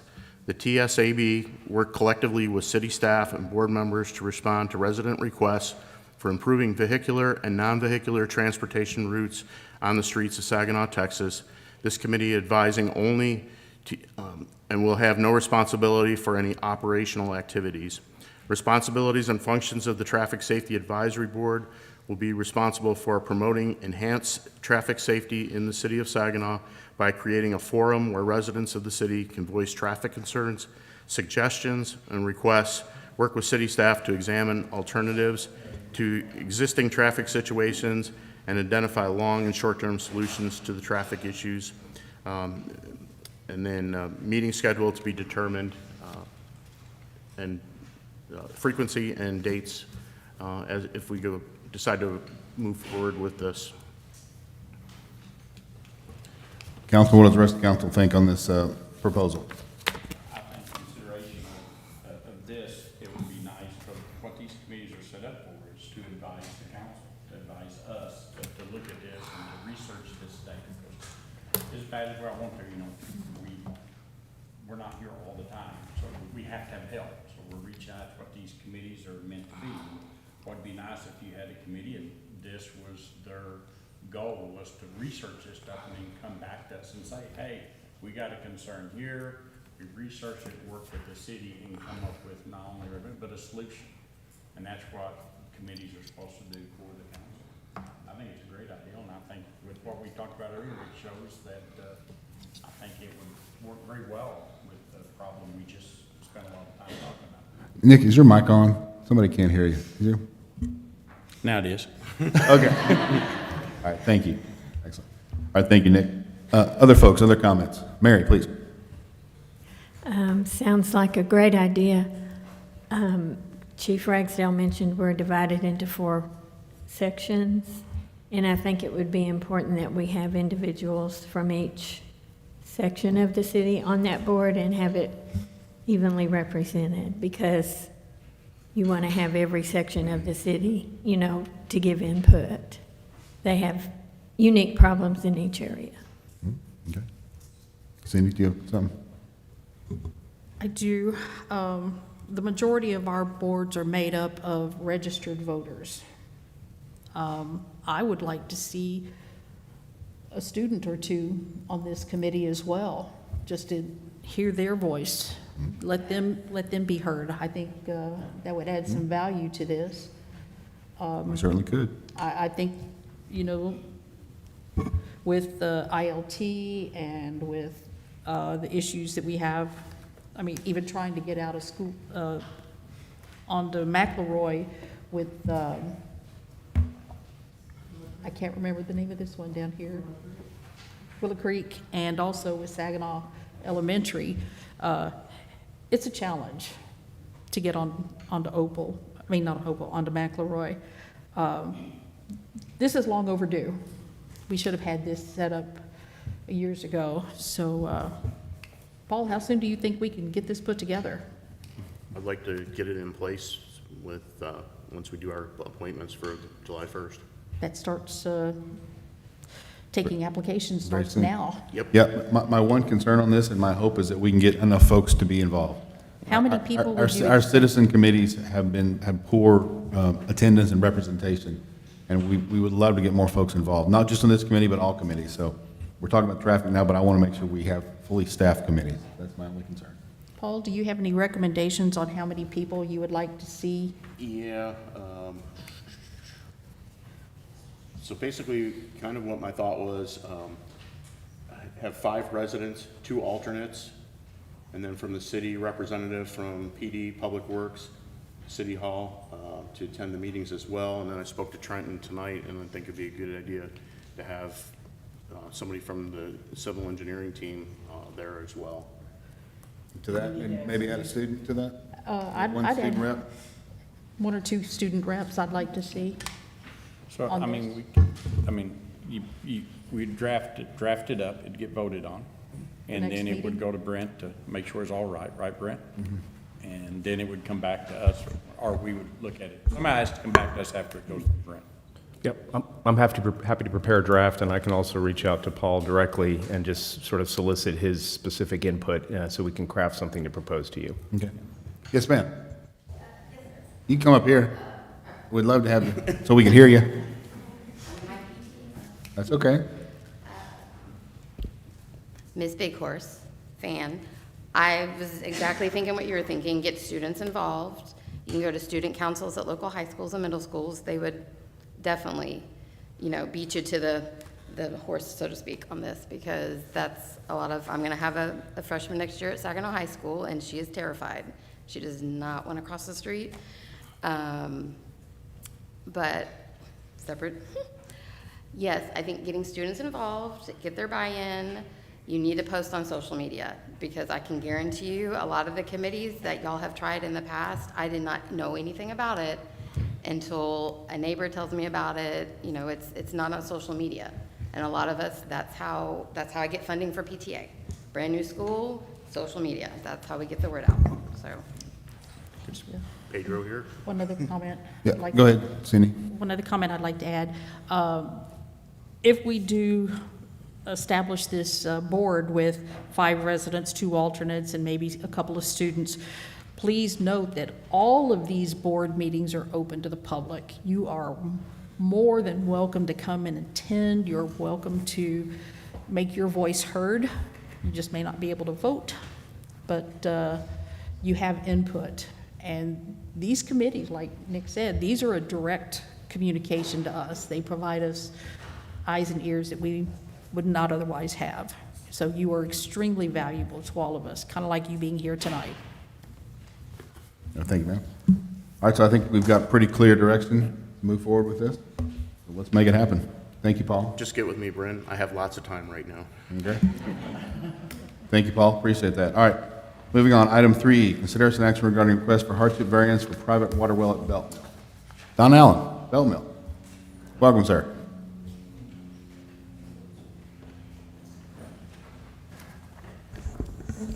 Thank you, Mayor, City Council of the City of Saginaw. I'm Don Allen. I'm pleased to be here tonight. I have been here several times in the past. It's been a little while, but we are the developers of the Belt Mill project, which is moving along well. And we are here tonight to request your approval of a water well. And I'm going to give you just a very brief history in consideration of your time here. When we were here initially talking about the property, went through all of our zoning process, and we worked with the council over several meetings about what it would look like, what the city wanted out of this. And at the end of the day, the council's desire was very strong that whatever detention that we have to create, stormwater detention, be comprised of wet ponds full of water, not a dry detention pond that only fills up when it rains and then drains back out. And the council was very strong on that opinion, and we agreed to that. So if you drive out there, I'm sure you all have seen right there at the corner of Belt Mill Parkway and Bailey Boswell Road, we've created 2 amenity lakes right on either side of our entry. One thing, and I've built many amenity lakes over the years, is that if you don't keep them full, they don't look that good. And in the summer, in Texas, we can lose up to a 1/4 inch of water a day in evaporation. So over the course of a month, you can lose basically 8 inches of water per month. So over a hot, dry summer, without any way to replenish the water, obviously your lakes go down 3 or 4 feet over the course of the summer. And where they go down, the grass doesn't grow below the normal water line, so it's just bare dirt. They're unsightly. So what we typically do is we have drilled water wells to keep these lakes full, and then we're going to put a fountain in each lake to keep the water quality up, so to keep the water circulating. And our hope is to maybe even stock one of these with fish at some point. The only other option to keeping the lake full is to just buy treated city water and dump it into the lakes. Number one, if you want to put fish in the lakes, chlorinated city water is not conducive to that. Second, it's frankly quite wasteful to use expensive, potable, treated water that has gone through all the treatment processes to just, dump into a pond. So I've done this multiple times in the past at other developments around town, and very honestly, I'm going to ask for a little bit, or I'm going to give you a little mea culpa here, because I've done this multiple times. So what we did, I hired a company out of Stephenville that is a team of hydrologists and engineers. They designed a water well for us. We permitted through TCEQ. We permitted through the Northern Trinity Groundwater Conservation District, which is a groundwater conservation district that covers Tarrant County only. Went ahead, hired a well driller, got the well drilled, and then was informed, and I was not aware of this, so this is my mea culpa, that Saginaw has an ordinance that only allows small wells, and it was written around people, I believe, like drilling wells on their property or on their lot or something like that. Never encountered that before, I'll be honest. I'd never had to do that in Fort Worth, but that was my mistake because I didn't find out. So we've gone through the process to try and permit this well so that we can keep our lakes full and keep looking like an amenity as you drive into Belt Mill, and keep the lakes full during the summer and not use city water for that. So that's where we are.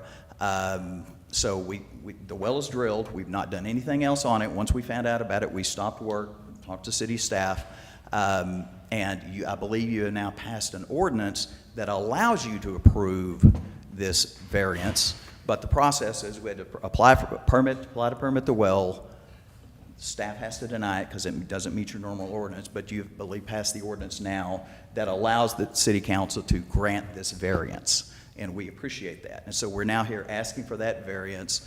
I know there was a little confusion on something in the packet. The way these things work is when, and again, our consultant made the application to TCEQ for us and to the Northern Trinity Groundwater Conservation District. They estimate, for instance, the depth of the well, because you don't know exactly what the depth is and we're in the Paluxy Aquifer in this particular case. You don't know the exact depth of the well. It depends on how deep the aquifer is where you drill the well. And if you move over 100 feet, it might be 20 feet deeper. If you go up the hill, it'll be deeper. If you go down the hill, it'll be shallower. The aquifer doesn't go up and down like the topography on the surface does. So all of this is an estimated permit when you do this. And the process is, once you drill the well, all of the final information on the actual drilled well gets provided to TCEQ, it gets provided to Northern Trinity GCD, and then the final permit and then the final records of the well are based on the actual drilled well. So having said that, we are here requesting your approval for this. We feel like this is what we promised you. We didn't talk about drilling a well at the time, but in my mind, if we're going to build lakes, it's like I immediately thought we have to drill a well to keep these lakes full, to have them looking good. We want them looking good, and we want our properties to look good and to market well. So that's where we are, and we're here respectfully asking your approval. All right, Gabe, who the city want to address how this sort of unfolded? Randy? All right. Sure.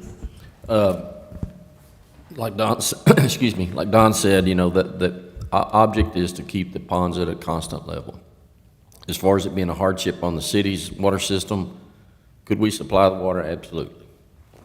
Although during the summer months, like he was saying, it could cause us to have to struggle to keep our tanks maintained at a constant level, depending on how much water they had to pull out of to keep those ponds at a constant. So Larry has denied their permit based on it doesn't meet the criteria of our ordinance. And I guess you could call the hardship, I don't know, Larry, My question is more of a legal one. So where are we there, Brandon? Can you explain that to us? I bet you can walk us through that. Right, so you have an ordinance that prohibits the drilling of the well without a variance. The most recent amendment that we crafted and that council approved amended a longstanding existing ordinance that looks like it was adopted in 2000 or 2001. Basically, the original variance process only allowed you to approve a 200-foot depth well, so that's been revised because I understand that this well has already been drilled and it wouldn't comply with that depth requirement. We've also changed the pumping capacity to establish a limit of no more than 30 gallons per minute. But essentially, the legal standard is whether or not the city can adequately supply the water in order to approve the well. And my understanding from what Randy just said is in the summer, that actually may be a struggle. And so that would form the legal basis for you all to approve the variance if you were so inclined. Excellent summary. Thank you, sir. Council, questions? Yeah, I do. Why are we even sticking our nose in this? Why was this ordinance written to begin with? I mean, the state controls that, and we talk about aquifers, the city shouldn't even be sticking their nose in there. So I'm scratching my head as why the ordinance was even written in the first place, and why wouldn't we do away with that ordinance?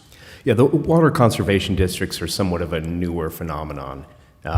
Cities in the state started to recognize that groundwater is a finite resource. But this ain't groundwater. So, Or surface water. It's an aquifer, so wouldn't the Tarrant County Water Authority, whoever it is, control that really?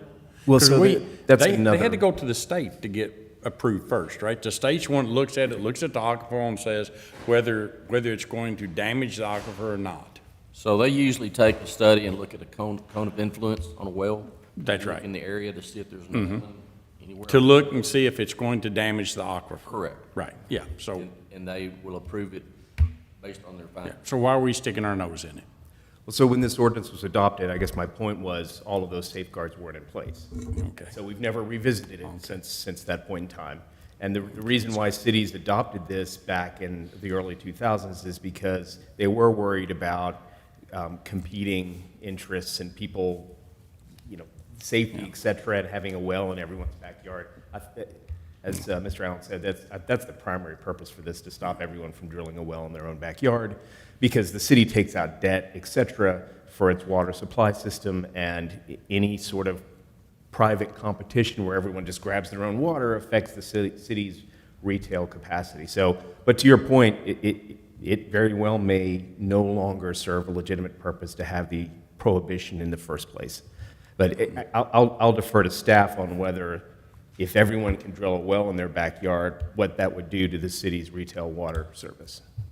But this is not being drilled for potable purposes, and the ordinance, for whatever reason, does not have a carve out for the ability to drill a well for agricultural or aesthetic purposes. Well, you guys have answered all of my questions, my emails back, and my position is let's get her drilled, let's get it, because we're the ones that requested this. If we don't, it absolutely makes no sense to be dumping treated water in here. I mean, that is a big waste. So if we're going to have this type of a very nice pond and there's not an inlet like a creek or something to fill it, then you have to have a well. So it makes sense. Let's get it done.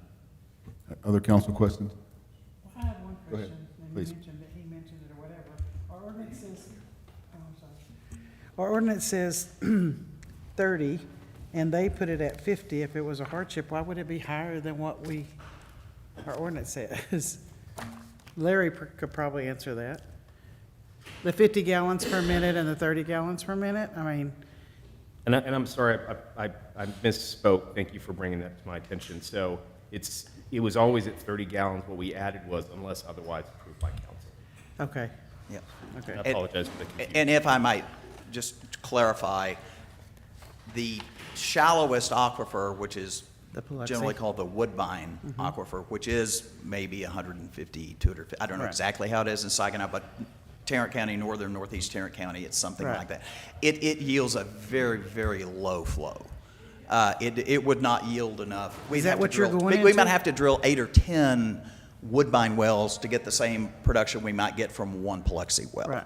And You're going to the Biloxi. yes, we are in the Biloxi, but it is deeper, and we are hoping to achieve 50 gallons a minute, because that's, we'll know it when we get our pump tests done, but we're optimistic on that. But that way, that's enough water to, we believe, to offset the evaporation losses that we'll have. Yeah. We did basically have our geotechnical engineer working on this. We tried to cull out a lot of clay on the site, and so all the clay, and we over-excavated the ponds and then put clay liner in the ponds. Right. And so hopefully we won't have a lot of leakage from the ponds. That's something. And so you're not expecting to use this tremendously, just when needed, right? When needed, yes. I mean, you have evaporation losses in the Yes, I winter, but they're understand that. very low compared to, obviously, the hot summer months when your Right.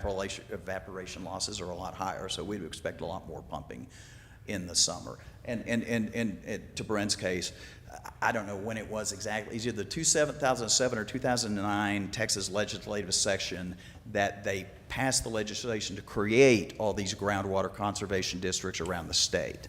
And so when this ordinance was passed years ago, there was no such thing as the Northern Trinity groundwater conservation. They've now come into effect in these groundwater conservation districts. They have primary governance over permitting wells, and they do look at, we're building a Biloxi well. Well, if somebody had a farmhouse 50 feet away and they had their own Biloxi well they relied on, then our well might impact their well. So they look at those types of things when they go through this permit process and be sure there's not another existing well that we might negatively impact, because if you do drill 2 holes in the aquifer close together, they compete a little bit, if that makes sense. So neither one will get as much. If you spread them out far enough, then they would both yield more. And we don't have any wells in the area that are a problem or that we're competing with or anything. Well, not in our area, but there's a lot more wells now being dug than there used to be.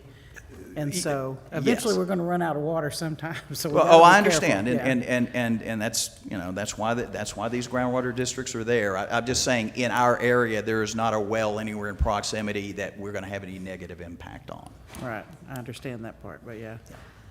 So the key is, if we don't approve him to drill this well, if we don't approve him to drill this well, then he's down to 2 options. He only got 2 now. It's either one, we dump city water into it, which that is, that can't happen.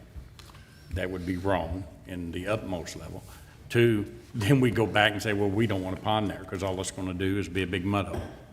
So Please don't there's do your that 3 now. knobs I've to spent a lot of turn. money on those ponds. I'm gonna say, we've gotta have detention of some sort, yeah. Yeah. So, now, you mentioned earlier about the clay line pond so it won't leak. How are we gonna make sure or monitor this thing doesn't leak? Because we put all this water in. What confidence are you that this won't leak? And how can you assure us that it will not leak over time? Other than the fact that when they've filled up just organically with rainfall events and things like that, we haven't had a lot of leakage out of them. But they seem to be holding water quite well. Again, I mean, when we put in the clay liner, we had our geotechnical engineer out there. He's testing to be sure we've got plenty of depth of clay, and it's all homogeneous, and there's no rocks in it, and there's no seams or a seam of sand in the middle of it that would allow water to migrate through. So, I mean, we're using all the best practices with our engineers and our geotechnical folks to try and make this happen. There is no guarantee, and if we had enough leakage, we might have to go out and drain one of the lakes and go out and do some work in and whatever else, and we sign maintenance agreements that our homeowners association for the cottages, which is our residential on the north side, will maintain that lake.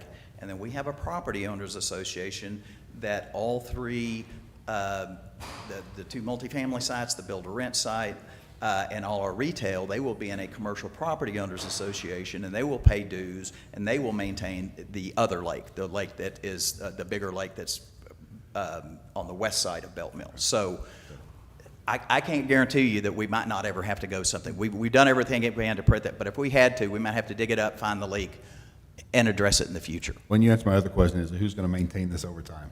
So yeah, that's another concern. And that includes the pump maintenance as well? Yes. Okay. Yeah, the well will Because be you're gonna owned by lose- the homeowners association and maintained by, that we have divided the responsibilities between the POA and the HOA and delegated who's responsible for what and maintaining what. So, that will all be under the, Well, isn't it, the maintenance of either and the responsibility of the POA or the HOA. is it also a fact that those pumps that make the pretty water, which I'm all for water features, okay? But they make a lot of evaporation go faster, They do correctly? add to evaporation, but they address water quality. I mean, if you see just a standing pond with they get moss in them and algae and things like that. The pumps and the fountains circulate the water, they aerate the water, they keep the quality of the water in the pond a lot better. And yes, they do create more evaporation, but it's the conundrum of, do you want an amenity lake? Do you want it to be pretty? It's kind of the, They can do the Bellagio in Vegas and Desert. Yeah. Do that. yeah, Exactly. not those fountains, but I worry I don't want to about set that grandkids and expectation, grandkids but. down the road. All right, I think Chief had a question. Chief Spear? Yeah, just a comment. I think, hearing from Larry might be prudent. I think the TCEQ, if that's who we're going to defer to, I'm not sure that the permit was put at that capacity, is my understanding, and talking to Larry about the approval through them. So I want to make sure that we get that rectified, right? See, that's And what in true transparency, I'm in a neighborhood with the well in the Paluxy, and we do have well problems in there, so I want to make sure, water being our most common resource, that we're making a wise decision, because it does impact people, not necessarily in our city, but it impacts our region, and water quickly in our state is becoming challenging. So I want to make sure I just want to make that statement, because it does impact me in true transparency and all the neighbors in my neighborhood. So I want to make sure we're making a wise decision, but. Do we hear from Larry as well? Yeah. You got anything? Please, come on. Love to hear from Larry real quick. Yes, sir, right here. So I think the best way to approach this is obviously the more information you have, the better decision you can make. What I know at this point right now is that the water well was drilled and completed on 5/25/23, according to the TECQ records report. There were no city permits issued at the time. Ordinance number 2023-28 was amended on 10/3 and 2023 signed on 10/12/23. I received the permit application for the well on 4/16/24 and denied the application on 4/18/23. The reason for my denial was it needed a hardship to be, is required. The well hole depth exceeds 250 feet maximum. The well hole depth currently is 540 feet. The pumping capacity is 30 gallons per minute maximum according to our ordinance, and the pumping capacity according to the application is 50 gallons. There are some discrepancies in the paperwork that has been submitted, and I've been we've been going back actually till late this afternoon. TECQ has this permitted as a domestic water well. This is an irrigation. All the paperwork is designed to be irrigation. I just want to get some of that clarified up, especially for me, but obviously, just as Chief Spears talked, I do have concerns about water's the most precious thing we have. I don't think we need to take that for granted, but that decision is totally y'all's. On my end, though, I do have to get the paperwork cleared so that the application, if you approve that we can have an application that's actually correct. Does this application need to go back to TCEQ to fill some of those discrepancies? I'm not sure how that's going to be handled. Okay. I Question imagine for Mason Don. Miller will Yeah. look at it, yeah. All right. Thank you, Larry. Yeah, absolutely. Appreciate it. Thank you for filling us in. Larry, Don, yeah, go ahead. Larry, before you leave, I have a question for you.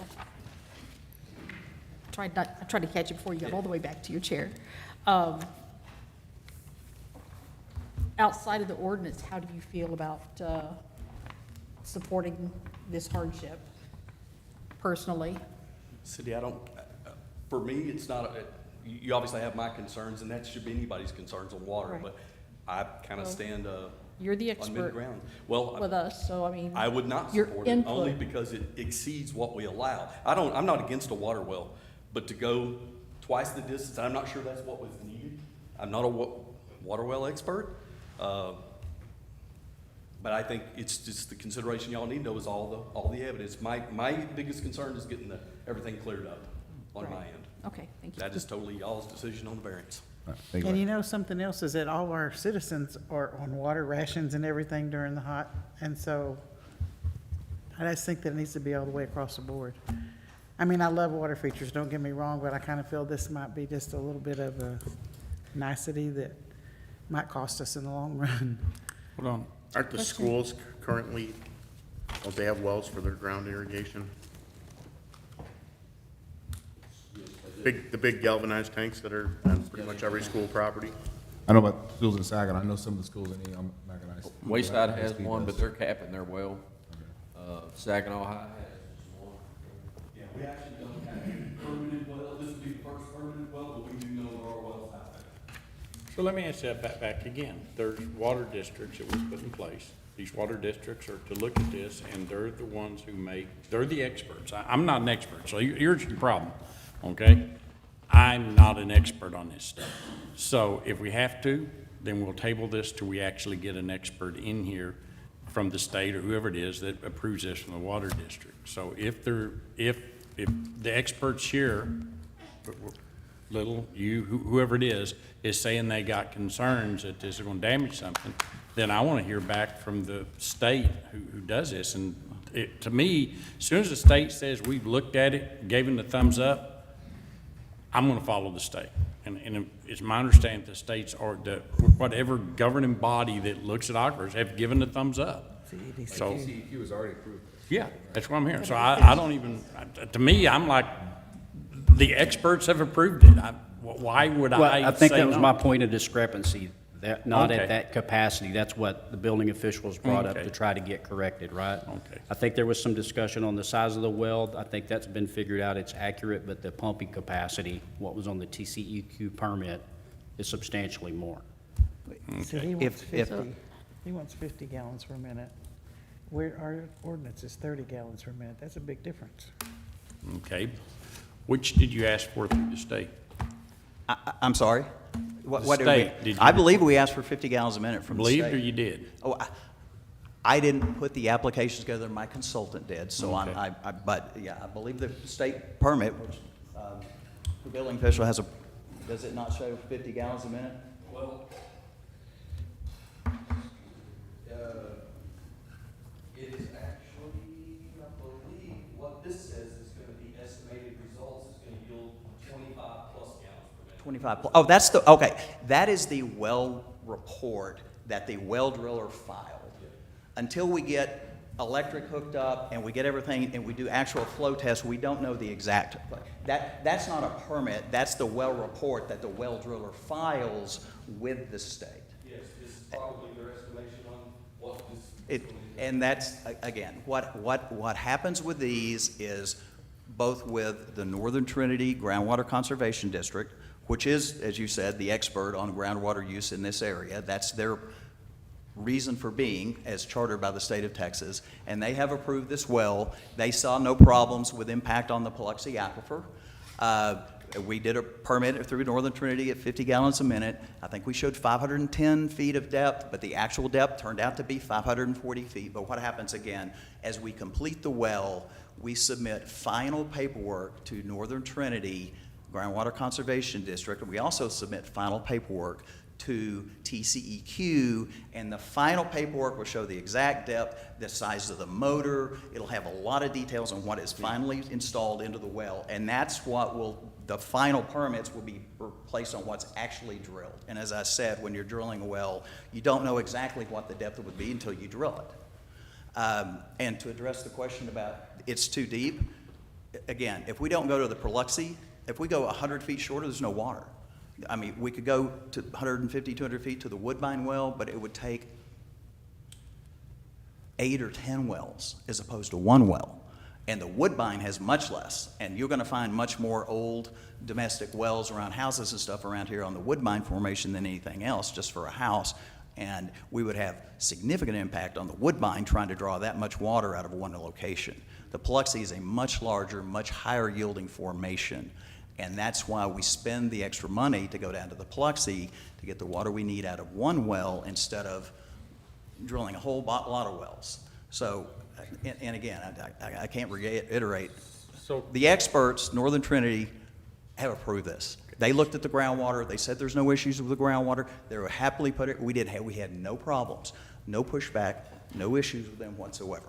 So can we approve this Wait a minute. with the understanding that we're not going to cut that permit until these discrepancies get resolved?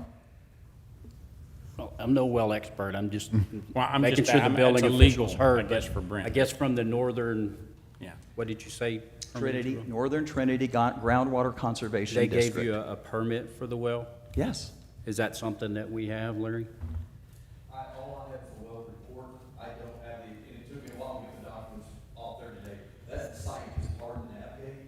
I'm sure Mr. Allen could probably come up, I would think he would be able to come up with that. Yes, we have all I of think that. that's the one document, if we had that, we probably wouldn't be having this discussion, right, if it was approved by them. We just didn't have that in our possession. Let's hear what Bren. Yeah, you can approve this subject to the permit being shared with staff and verified. The permit shared and these discrepancies resolved? Correct. Okay. We could do that. I think that, Happily. I'm good. Cindy?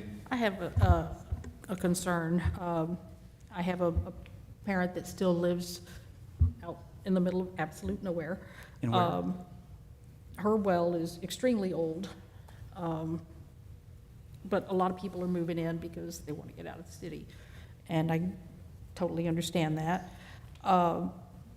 But because there's so many wells being drilled now, and kind of like what Chief was saying, now these people have to account on how much water they anticipate using every year. They have to report that back to the United States government. They get penalized if they go over that limit. And then it hurts them if they don't use what they said they were going to use. And of course, there's tolerances there. You sort of answered part of my question, but, you know, I just don't want to see people in residential areas having to lose their source of water to a water feature. You know, we brought this up, what, 4 years ago? When we said we wanted this, and here we are now just finding out that this is a little bit of an issue. I kind of wished you had come to us earlier about this. I just think we need to know more. Before we even approve anything. We get our water from Fort Worth. Fort Worth does not draw their water. I know that. Out of that. It's all surface water out of lakes. I'm very well aware of that. So you're But kind of there- comparing apples and oranges. Not really, because the overflow from lakes is what No, fills because aquifers. there are other So you wells gotta go up the outside of our chain. area that draw from the Paluxy. It's a sweet water. It's a great water for household uses.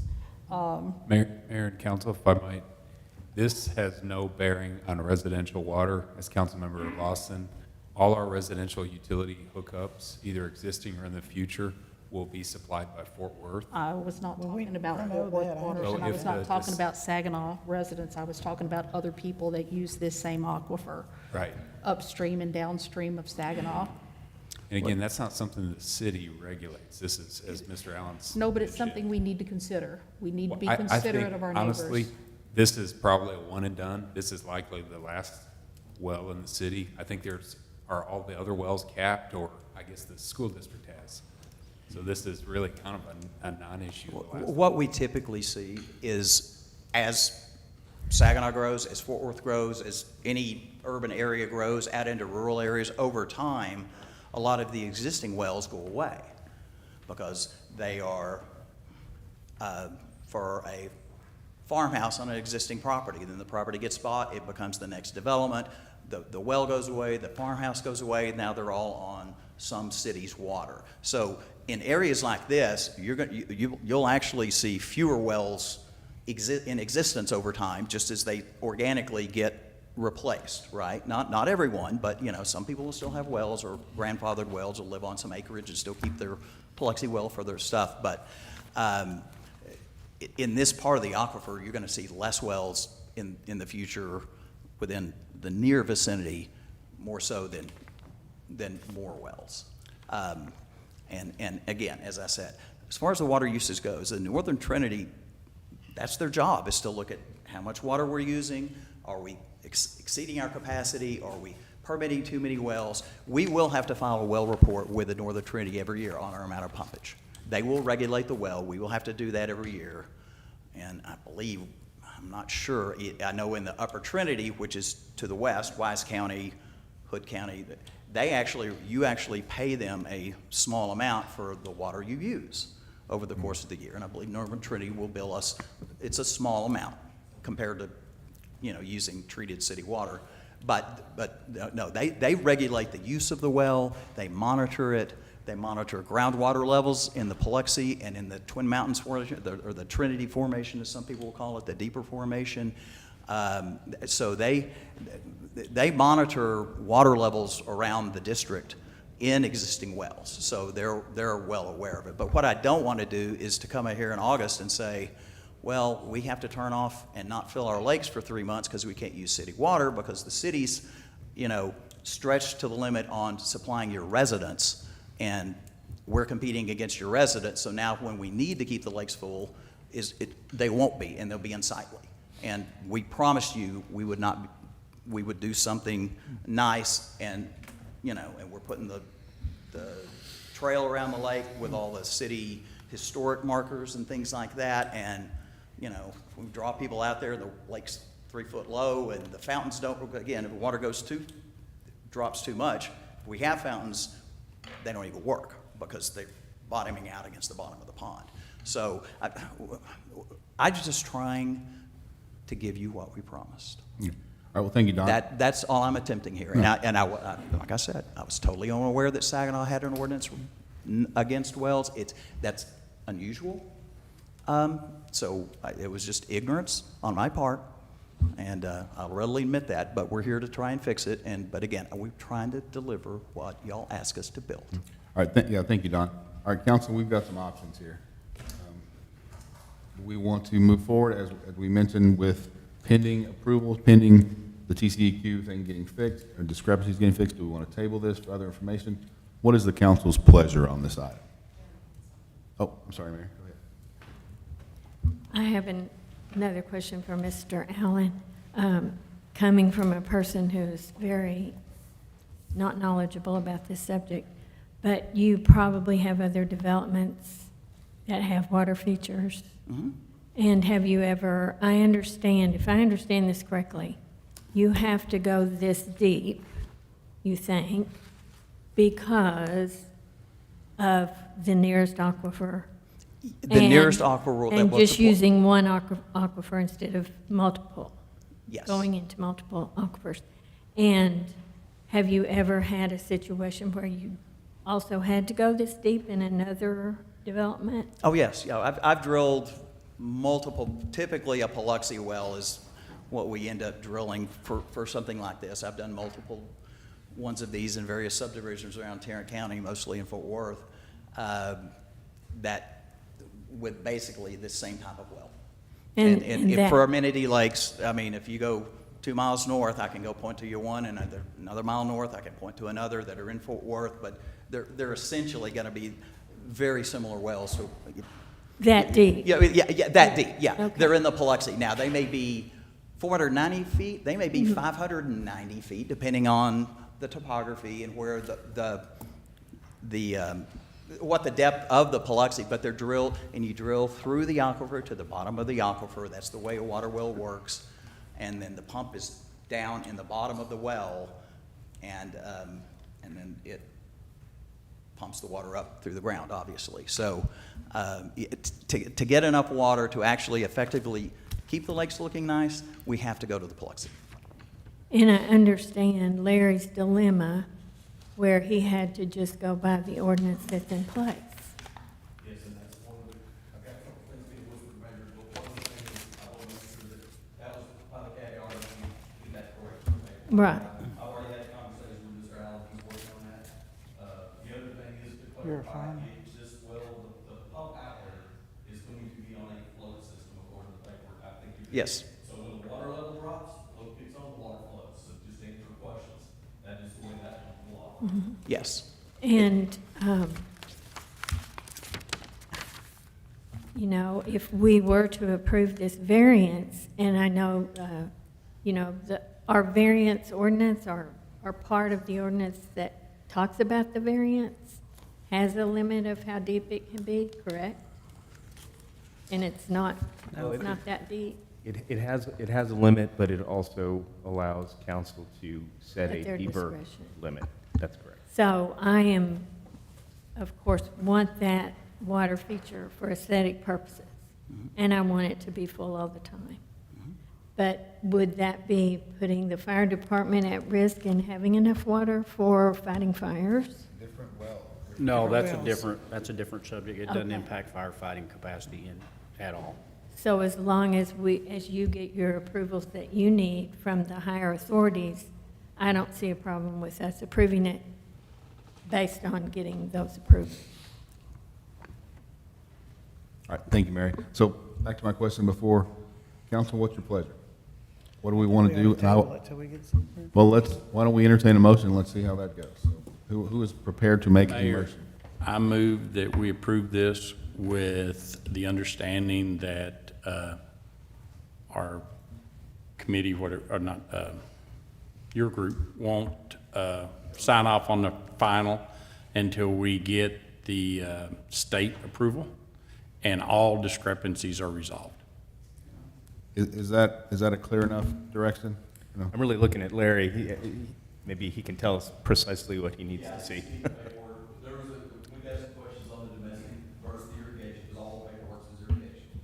States as domestic. We'll clear that up. Yeah. I think that's a matter of just, like I said, during the process, just clarifying all that up, we'll be satisfied with what I need. So for the record, what's the state agency that approves it? TDEQ. TCEQ. Okay, so I move that we approve this with the understanding that we won't sign off on it until CEQ, we get their approval and all discrepancies are resolved. So in all, I just want to say in all fairness to Mr. Allen, to get those results, we do have to turn the power on this. I'm doing something without the permit, but we have to because he needs the results. It's the only way we're going to know. Okay. I think we understand. All right, everybody understand, clear on Nikki's motion, and do I have a second? Paul, second. Okay. Motion by Nick, second by Paul. Please cast your votes.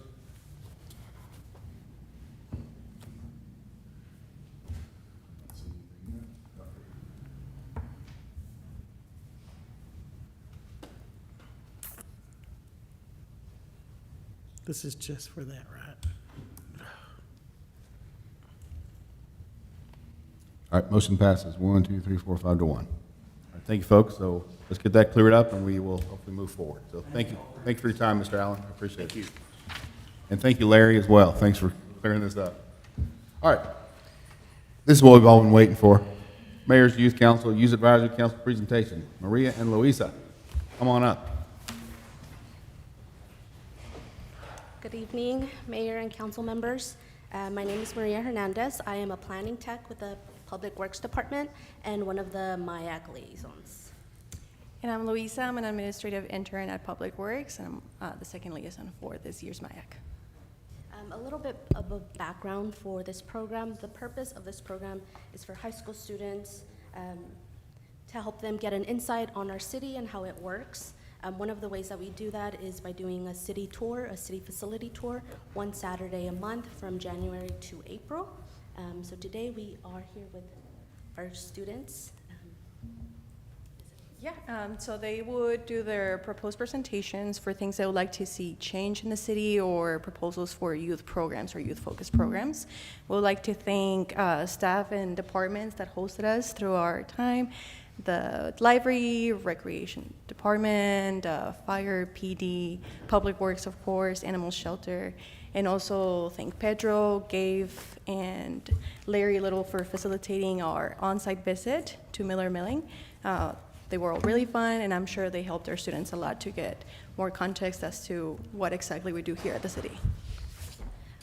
Before we start, we do want to let y'all know that we will be back at the next city council meeting to do our ceremony and recognition. So that's when we'll do pictures. All right. Well, we'll let our students start with our first team.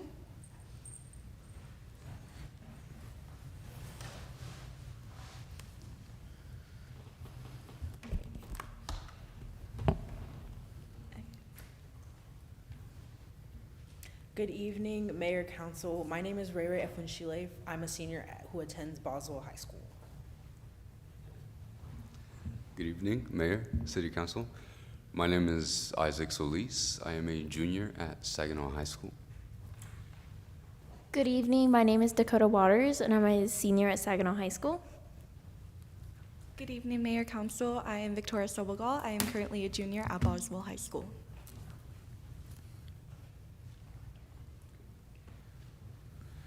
Our proposition is to create a grant club at both Saginaw and Boswell High School.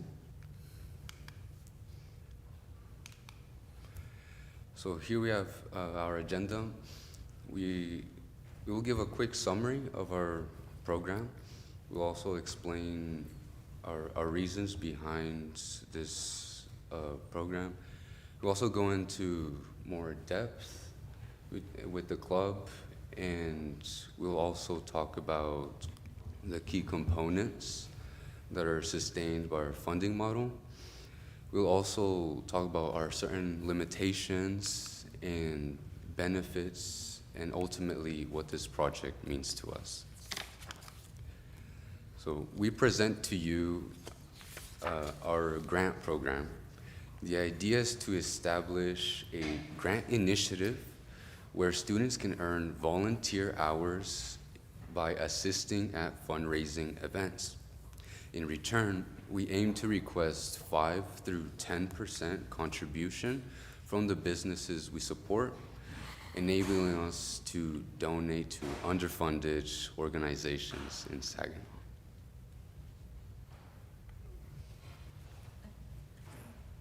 So our rationale behind this is, number one, the grant program addresses community needs. For example, the animal service in Saginaw, the animal services in Saginaw, they face various challenges, including insufficient resources. By supporting underfunded services, our initiative aims to address these pressing community needs. This includes financial assistance. Number two, for the rationale, it fosters civic engagement. There is a necessary value of engaging students in volunteerism and community service. It instills a sense of responsibility and civic duty between students and business that fosters a sense of solidarity within the community. Next, I'll be talking about our program details. So we planned on doing volunteer opportunities within the school, which includes located at nonprofit organizations and community organizations. We also had an hourly exchange rate. 1 hour of volunteering means 1 hour of credit. And at the end of each semester, we required that participants of the club have a minimum of 15 hours of volunteering. And then we have a track system that would be enforced in Google Forms and Google Sheets. And the meetings would be every 2 weeks. Our meeting plans would have included, AM meetings would have been from 8:30 to 9 a.m. before school starts. We would have reviewed the agenda for what the meeting would entail.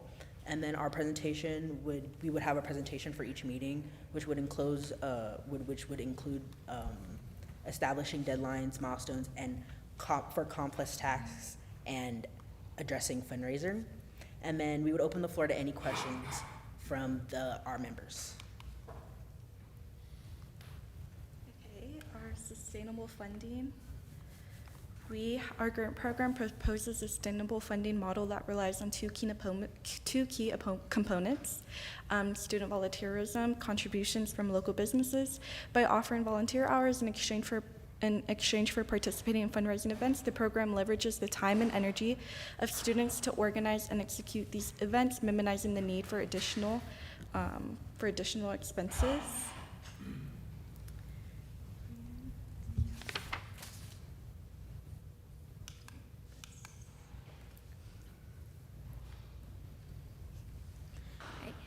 The limitations we acknowledge in our program are student outreach, the student outreach problem is where we expect to have trouble at first with students wanting to participate, and then the second limitation is budget considerations, where we have to consider the limitations of our budget, and the third is time commitments, where we would unfortunately have differing time commitments for people who are included in clubs or any school activities who can't come. All right, and the benefits for the students are in recognition of the students' volunteer hours. They're eligible to receive a cord at their graduation if they have a minimum of 15 hours per semester.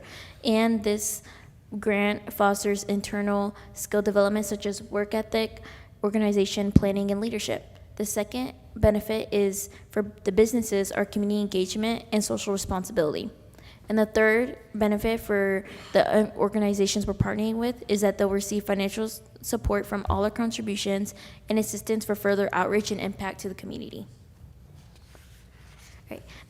What this program means to us is that this program is an opportunity to get our fellow students in MIAC and ourselves to engage community service. Community service is vital for fostering a sense of unity and compassion within their community. Through volunteering at the student-led grant initiative, we have an opportunity to bring together students in our goal to give back to the community and encourage students to grow this initiative with us. Thank you. Thank you. Council, any questions? Oh, Mary, go ahead, I'm sorry. Well, I like the fact that you involved Boswell and Saginaw High School. And would you have a need to have an adult sponsor, or do you think you could handle this on your own? After talking, I just had a meeting with my AP, Hillary White, at Boswell High School. In order to get this program forward in the future, we will need a sponsor. She said it could either be at Boswell High School or Saginaw High School. We haven't decided yet where our sponsor would be, but that is. And I believe probably your first act would be to determine which organizations you wanted to identify as the ones you wanted to help. Any other questions, council? Oh, I'm sorry. Great job, guys. I love seeing enthusiastic young people.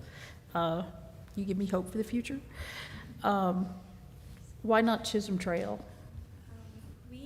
We had originally not chosen Chisholm Trail because our group members only consist of Saginaw and Boswell High School. Just because of communication issues, if we did have someone who attends Chisholm in our group, we would have extended it to Chisholm, but just to limit the conflicts of the communication barrier. Okay. Hey guys, thank you all very much. Great job, guys. All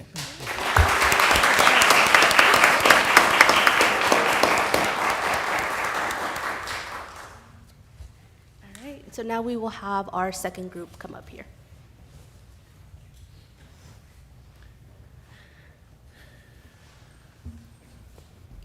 Good evening, Mayor and Council. My name is Isa Arellano. I am a junior at Saginaw High School. My name is Reese Malone. I am a junior at Saginaw High School.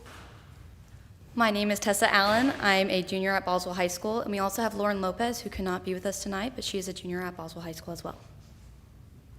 So with the expansion of the library that is due soon, we were looking into the various programs that the library currently offers and expanding that student interaction with the library to benefit those students.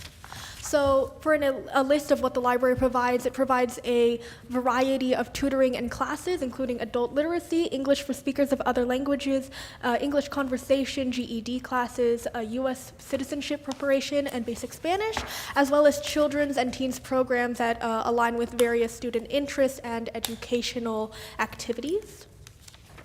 Some benefits that the library has, it's a stress relief environment and it's a relaxation place. And it provides social support and community support groups. As well as it's a place where children can come and hang out, and it can help with childhood development. Whenever they are around other children, it fosters a sense of community within them, and it's a quiet and safe place that some kids may not have at their school or at home. So one of the reasons why we were looking into expanding student interaction with the library is because we found that a lot of students were not aware of the various opportunities and resources that the library offers. Few students had heard of the programs and activities that the library offers. We surveyed different students within our schools, and of the handful of them that had known about it, they had only heard of it from their parents or teachers. Very few had heard about it from their peers. And we attributed this to 3 different problems, the first being a lack of informational resources, the second being a lack of interest, and the third being a lack of resources to go to the library to begin with. Students often rely on others to get transport and have various time constraints due to schooling and extracurricular activities. So one of the reasons of why it matters is because it provides important free resources. So the library is a place where anybody, regardless of their socioeconomic status, can come together to the library and get a reliable education and have access to the internet as well. It is also a good place for disadvantaged communities to be able to get any resources they need, whether it be education and or other stuff. It also is a place where, as we said earlier, it provides language classes as well in the U.S. citizenship preparation. And it's a place where people who are new to the community can also learn about it. So that's also why it builds a community, because the library is the cornerstone of a very tight community, because it involves every aspect of the community, and it allows different members, adults and children, to come to the library to take part of different programs that they hold, and just to get together with their own programs and just hold it at the library. And it's just a space for people to discuss their shared interests and things that they like, and it's a good place for kids to study, for different groups to come and study together, and for different adults and children to come and take part of new programs. So with the expanding student interaction with the library, we had 2 main goals, which is expanding the knowledge of the library to students and then increasing student interest in the library. And there are ways that we can do this. So one way is through announcements in schools with contacting and collaboration with local schools and programs. For example, HCTC and I know Boswell has clubs that broadcast news for local events as well as events within schools that would allow for students to have information inside of schools, as well as promotions in student news. We could also do public promotions in public places. This could be including popular restaurants or hangout places for teenagers, as well as announcements and information in daycares and after-school businesses where children often go to. Community service groups, connecting NHS and similar organizations to the library for volunteer hours for students, since those organizations do require service hours for students, and those students may struggle in finding individual hour opportunities. And of course, social media, posting on social media and getting in on social media trends helps connect the library with youth interest. So the implementation of this plan would first be contacting schools and other organizations like restaurants and stuff, seeing if they would be opposed to promoting the library and its groups that it supports. Then it would be designing flyers and other announcements to put out to promote the library. And finally, distribution of these like flyers and announcements. And finally, the library preparation. If there are going to be more people supporting these groups, then it would have to be prepped for this mass amount of people. So some benefits of the plan, obviously increase student interaction and student participation in education. We obviously want students to be more involved in their educations. Resources for economically disadvantaged students. The library as a free resource allows those economically disadvantaged students to have those resources that they otherwise would not be able to afford. It also provides resources to students from immigrant families. We have a large immigrant community here in Saginaw, and a lot of them require classes or maybe struggle assimilating with the Saginaw community because of language barriers and cultural barriers. And effectively, this would just create greater use of resources that would be more effectively used, and students in need would be able to know their options of that. So for the financial impact, we already talked about how it provides free resources and free education, but I also want to touch up about how it promotes different Saginaw activities. So the library is a place where it can hold different aspects of the city, and with this, that causes a ripple effect of knowing about the different businesses that are in Saginaw, because if you get more people of the community to go to the library, there you can have, the library can post more posters and give more information to the library members about the city of Saginaw and the different organizations that happened all around the city. And it helps the businesses as well, because once that ripple effect happens, it promotes businesses. And if the library hosts some different events, then you can have different businesses that sponsor the events, and that makes not only community members get involved, but also people visiting the city of Saginaw get to know the city and perhaps want to move here and just get to know about our city.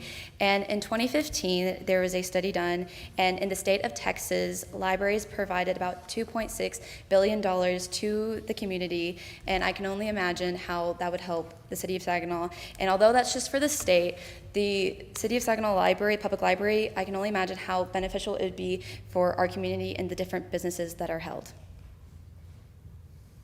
Thank you.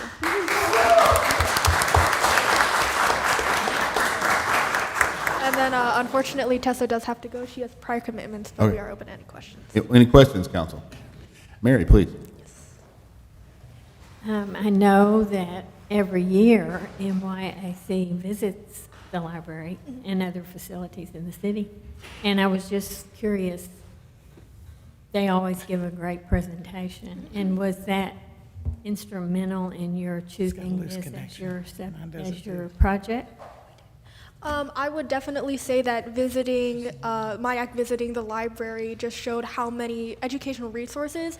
Prior to MIAC, I myself did not know about many of those resources that the library provided. And as someone who comes from one of those immigrant families, I can only imagine how much my mother personally would have benefited from those English as a second language courses and those citizenship courses that would have helped prepare her.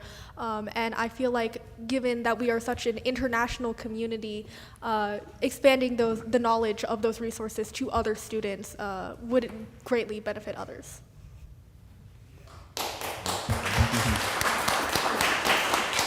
Other questions, council? I had one. I know, or I shouldn't say no, I've been out of school for so long. Used to, maybe still do. Schools had libraries also, right? Do they still? They do still. Okay, good.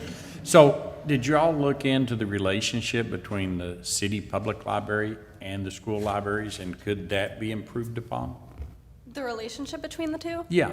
I'm sure it could definitely be improved upon. I know that our school library, if we help promote the public library, it would help a lot. But the main thing that we were focusing on is the programs the library provides rather than the, Okay. yeah.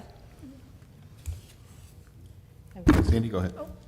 First of all, I don't know if you were aware of this, maybe this was part of your tour, but we recently did a citizen survey in the city of Saginaw, and the library in Saginaw received 100%. It sounds like you guys are trying to take it up over 100%, and you know, that's hard to do, but knowing Ellen, it can easily be accomplished. Also, that our city library is, how many years in a row have we received the Excellence Award? Yeah, it's a lot. And that's been for a while. I believe Paula had won a few of those, you know, prior to Ellen showing up. And, you know, we really didn't think we could replace Paula with anybody, but we did. And, you know, we've been quite fortunate in that respect. Man, I cannot tell you how much I appreciate what you do. Public libraries have changed its responsibility to communities so much in my lifetime. You're right, it's the new social area, and in Saginaw, this is the place to go. So thank you so much for your presentation. I really appreciate all of your efforts. Thank you very much. All right. Thank y'all. Great job.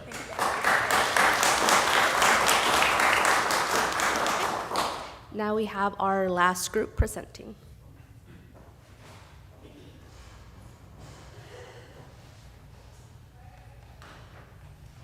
Good evening, Mayor, Council. I am Taylor Emerson, and I'm a junior at Boswell High School. My name is Joanna Kagia, and I am a senior at Saginaw High School. My name is Brooklyn Birch, and I'm a junior at Saginaw High School. My name is Jesse Garcia, and I'm a junior at Saginaw High School. Today, my group is proposing an administrative restructure of MIAC. This is our agenda for tonight. We plan on first addressing the current MIAC Foundation, and then how many citizens we want in our version of MIAC, the benefits of our program, extending the involvement of MIAC, the positions that we intend to have with our future of MIAC, and a summary. Primarily, the current foundation of MIAC, MIAC only occurs through a portion of the year, where students tour local facilities and public works and learn about Saginaw's local government. And then students collaborate at the end of the year to form a project to propose something to the city council. And once the presentation is over, the program ends. However, my group proposes that we extend the program of MIAC. If MIAC could last year-round, then there would be multiple key benefits that could be observed. Students would have the chance to really experience what it's like to be part of a local government such as Saginaw's government, and students would have a better chance to make a larger impact on the community. We desire a size of MIAC for 24 people, and we would have officers in this new program to act as a guide for incoming advocates. And then after the initial meetings, groups would be selected to contribute to specific topics surrounding the city, making up our committees. All right, so this is a general overview of the positions that we would have in MIAC. So first we have our president and then our vice president, of course. And you'll notice that we have our recording secretary and corresponding secretary. And at the bottom, you'll see that we have these 4 different groups that we call our committees. And both our secretaries would oversee and mentor like the people within those groups. Our president would represent MIAC at a city council meeting just like this one, and they would promote outreach to different schools such as Saginaw, Chisholm, Boswell, and Eagle Mountain. And they would also sit in on election interviews for the next year. And then our vice president, they would do 2 different types of outreach, where they would do it to different public work buildings such as the library, the recreation center, and available parks. And they would also do outreach to different schools focused specifically within the EMS ISD district. And then our corresponding secretary, which oversees 2 of the committees, they would handle all the things such as the Remind, social media, events, and they would do a lot of the coordination as well as with the website. And then our recording secretary, who also oversees 2 out of the 4 subcommittee groups, would oversee the meeting minutes and write down and take note of any important things that are going on.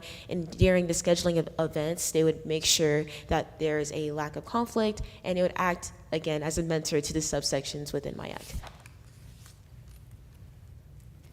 These positions would first start out in the first term. Candidates would go through the basic introduction of MIAC, similar to how we operate now.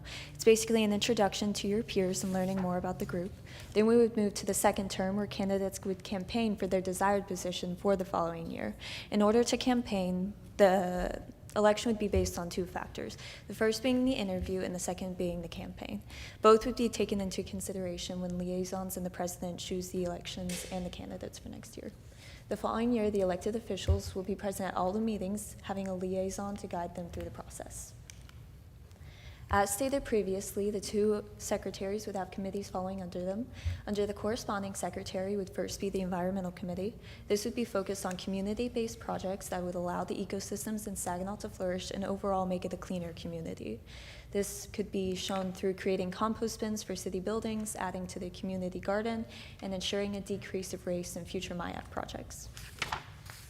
Under the corresponding secretary as well would be the outreach committee. This would provide information to the Saginaw committee on different MIAC events coming up, along with different city events to just help them be more involved in the local government. Examples of this would be providing information to neighboring schools about applying for MIAC, advertising on different forms of social media to increase community involvement, and sending out surveys on possible events MIAC could host in the future. Then we move to the recording secretary. The first committee would be the education committee. Would be focused on ensuring a growth of knowledge within Saginaw. Examples of this could fall under sharing tutoring opportunities given by Saginaw Library, visiting schools to inquire about different educational opportunities, and hosting fundraisers to provide school supplies and books to those in need. As well, under the recording secretary would be the internship committee, allowing Saginaw youth to experience different career options they could attain in the future. Examples of this is reaching out to the fire and police departments to increase participation in the summer camps, to involve HCTC high school students in internships that city buildings could provide, and constructing a program that involves students visiting several businesses to observe the professional setting. We do acknowledge that there is some limitations to our restructuring, namely with the financial impact this would have. Due to our goal of wanting to have a wider reach, that would require us to have more fundraisers on top of more meetings in order to achieve these planned events that would expand with more positions. Some benefits that come with this restructuring are improved organization within MIAC. We create a hierarchy of positions that will ultimately give the club a formal structure.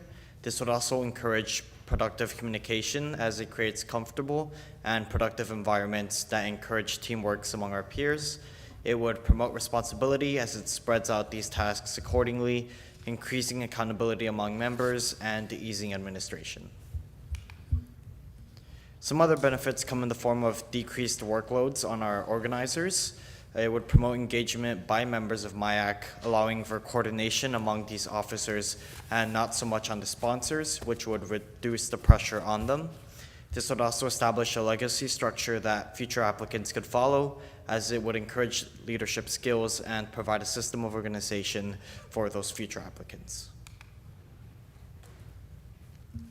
In summary, MIAC's current foundation can be reformed in order to promote further improvements to Saginaw through the utilization of Saginaw's youth's perspectives. Thank you.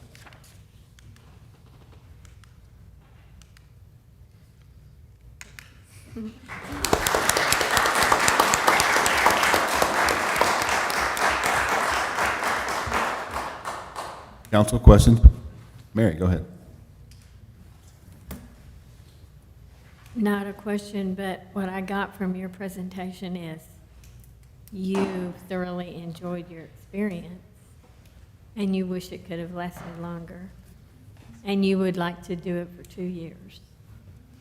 And I think that's great. That's just, tells me a lot about how important this program is. And I did also want to mention to the other 2 groups how, impressed I am with all 3 groups and how intelligent our young people are and how serious they are about the world and the future. So, good job. Thank you. Other questions, council? Just a comment. I know you said you'd like to do it throughout the year. Would we be better off starting this in the fall, do you think, or to go throughout the whole school year? Because I know some of you are seniors and you're pretty much done now, so. So I think that we'd like to initially start it in the fall and then continue it through year-long up until summer. Any other questions? Go ahead. Yeah, a lot of what you presented is what I've been asking for this organization. January through May is just not a lot of time for you to accomplish things. And from the MIAC groups that I've seen before, y'all actually sit up here where we do. You have your own mayor and council members plus your other appointees or elected people that you were talking about, secretaries and things. So thank you for that. I have also supported the idea that you need to apply for this in May, and then we select you guys over the summer and start in September.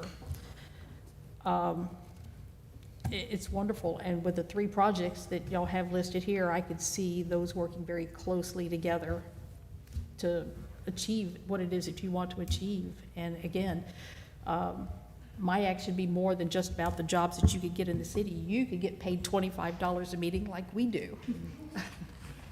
But we do it because we love our community and because we want to serve you. And to be able to have people like you coming up in our future is very encouraging. Thank you. That's one question. So under this scenario, y'all be willing to come back next year and mentor a new group? Because that would take some time and a commitment from y'all. So, okay. That's great. That's fantastic. I just want to make sure that's what you'd be signing up for. So, but thank y'all very much. Great job. Thank you. So Mayor. Yes, sir. There's been, I've watched now 3 years of these, and every year some of these great ideals, and I remember the first year all excited, and then I'm like, okay, well, they're gone. So what you're saying makes absolute sense. How do we make that happen now? We've had the meeting, we all, I'm trying to agree. How do we turn that into? We've listened to their proposals before, but we've never turned them into projects, and I think now's the time to make them a project. Yeah, well, yeah. And the question is, this is going to take some staff effort. Which Right, Maria that's what I'm and saying. Luis have worked very hard this spring. They put in a lot of hours outside of their regular jobs, on top of their regular jobs. So that would be my biggest concern, is how can we make sure staff is not overburdened? And if we can get students that are involved in this, I mean, it's fantastic. I'd love to get more students involved and to do even more. The question is, can we get more students involved? Yeah. We seem to struggle sometimes to get classes. Some are larger than others. And then staff availability. That's the big questions I would have. And they can also help with our staffing issues at events and things too, so it's a resource. But the big thing, it will be, there's no way, there will be a drain, right? I mean, you two, it's gonna hit you all directly. They're young, they can handle it. Yeah. I mean, we have passed this responsibility around to different folks over the years as well. So we've shared the burden and the love on this. So Yeah. Maria and Luis did a great job. I don't know if they want to do this forever, though. But they did a fantastic job this spring, so thank y'all very much. Thank you. All right, so more to come on that. Next is 3G, 2024 Work Plan Projects Update. City Manager Gabriel. Mayor and council, for those in the audience and for those watching, you all established priorities for myself as city manager and for all of our staff by adopting a work plan each year. This was done in February. We're about due for a quarterly update. I have not received any questions, I don't think, from any of you regarding projects other than normal status updates. So I'd like to hear your feedback, hear your questions. If you'd like me to, I can go through each project briefly. If not, we can just hit on the questions you might have. So I'm all ears and happy to do what you'd like. I'd like to hear a rundown of each project. Sure, each project. So first project, and a summary, we do monthly updates. I had a discussion with our incoming council member, Mr. St. Clair. Some of these projects don't move in linear fashion. Sometimes they're flat, and then all of a sudden there's activity or movement or action. So you chose Focus Code Enforcement as one of your priority projects this year. This has been a successful method for code compliance activities in the past. Larry's provided an update. They're pretty consistently monitoring the hotels. The hotel, I think, that generates the most issues is probably Great Western Inn, which staff is there routinely, and I believe the fire department shares concerns as well. So if there's any questions on that. Do we want to have on the Great Western Inn, I know that's been a sore issue for a long time. What are our, and I'm asking you, Brand, what are our legal options? I mean, how bad does it have to be before we can take steps? Well, there's a lot of crime. I know I've done ride-alongs with police officers. They're like, oh yeah, this is the main source for crime in our city, et cetera, et cetera. What are our options legally? Well, so if we have persistent enforcement and it's just not accomplishing the goals, there are some civil remedies that we can pursue and seek civil penalties on a daily basis. They can be crushing to a business and essentially shut it down. So if it's reached that point, and obviously my office was involved, I think this maybe predate Gabe, and Larry had to wear a hazmat suit to keep the bed bugs off. I know it was horrendous. The locks didn't work, and so they would put a swing lock on the inside of one of the rooms and hand you a padlock, which of course you hope that the building doesn't catch on fire in the middle of the night because you're not getting out. So yeah, there are additional remedies, and that's something that we can discuss in greater detail if enforcement, code enforcement alone is not successful. I'm not just talking about code, I'm thinking about police as well. I know y'all spend a lot of resources at the Great Western Inn. I'm assuming is that a correct statement? That is a fair assessment, yes, sir. Have we ever reached out to corporate to find out, what they're willing to do? We had the owner show up at the public hearing for this thing. And he was actually on some beautification committee in the city of Dallas and claimed to be completely ignorant of the fact that all of these issues were going on. I mean, it was pure doublespeak.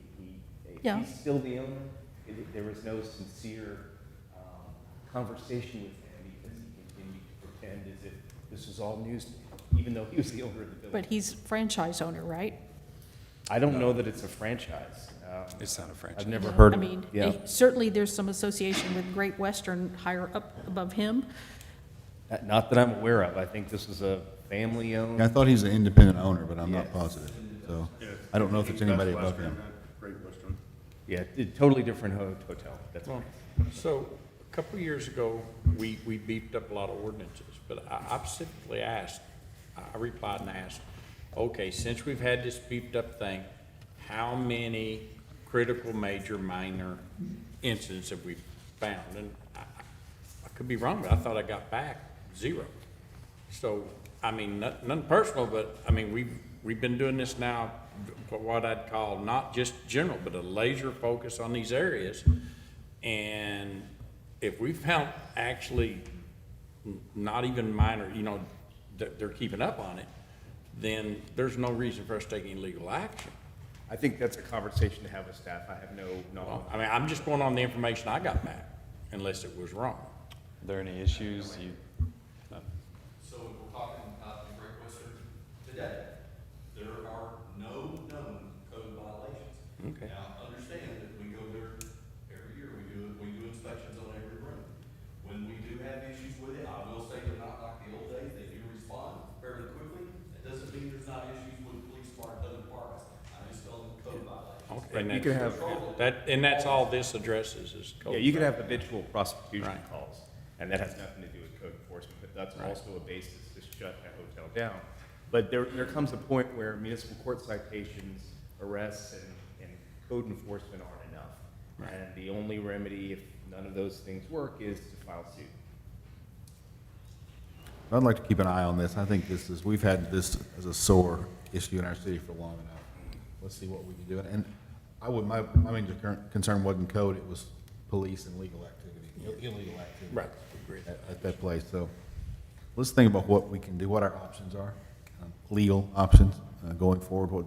I don't know. I don't have any answers, but let's think about it and see what we can. So, I mean, then can we get a report of how many, I mean, here's my thing. Again, I just about to agree with you.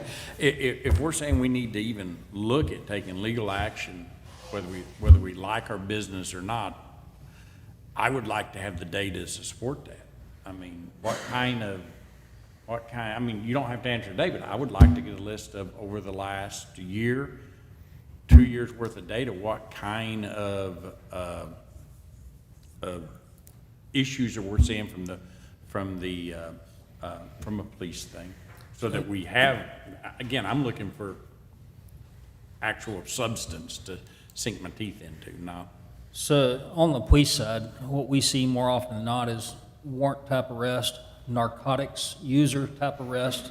Okay. No dealers. We haven't had any prostitution issues down there. So when we're talking about the police presence down there, we're there quite a bit.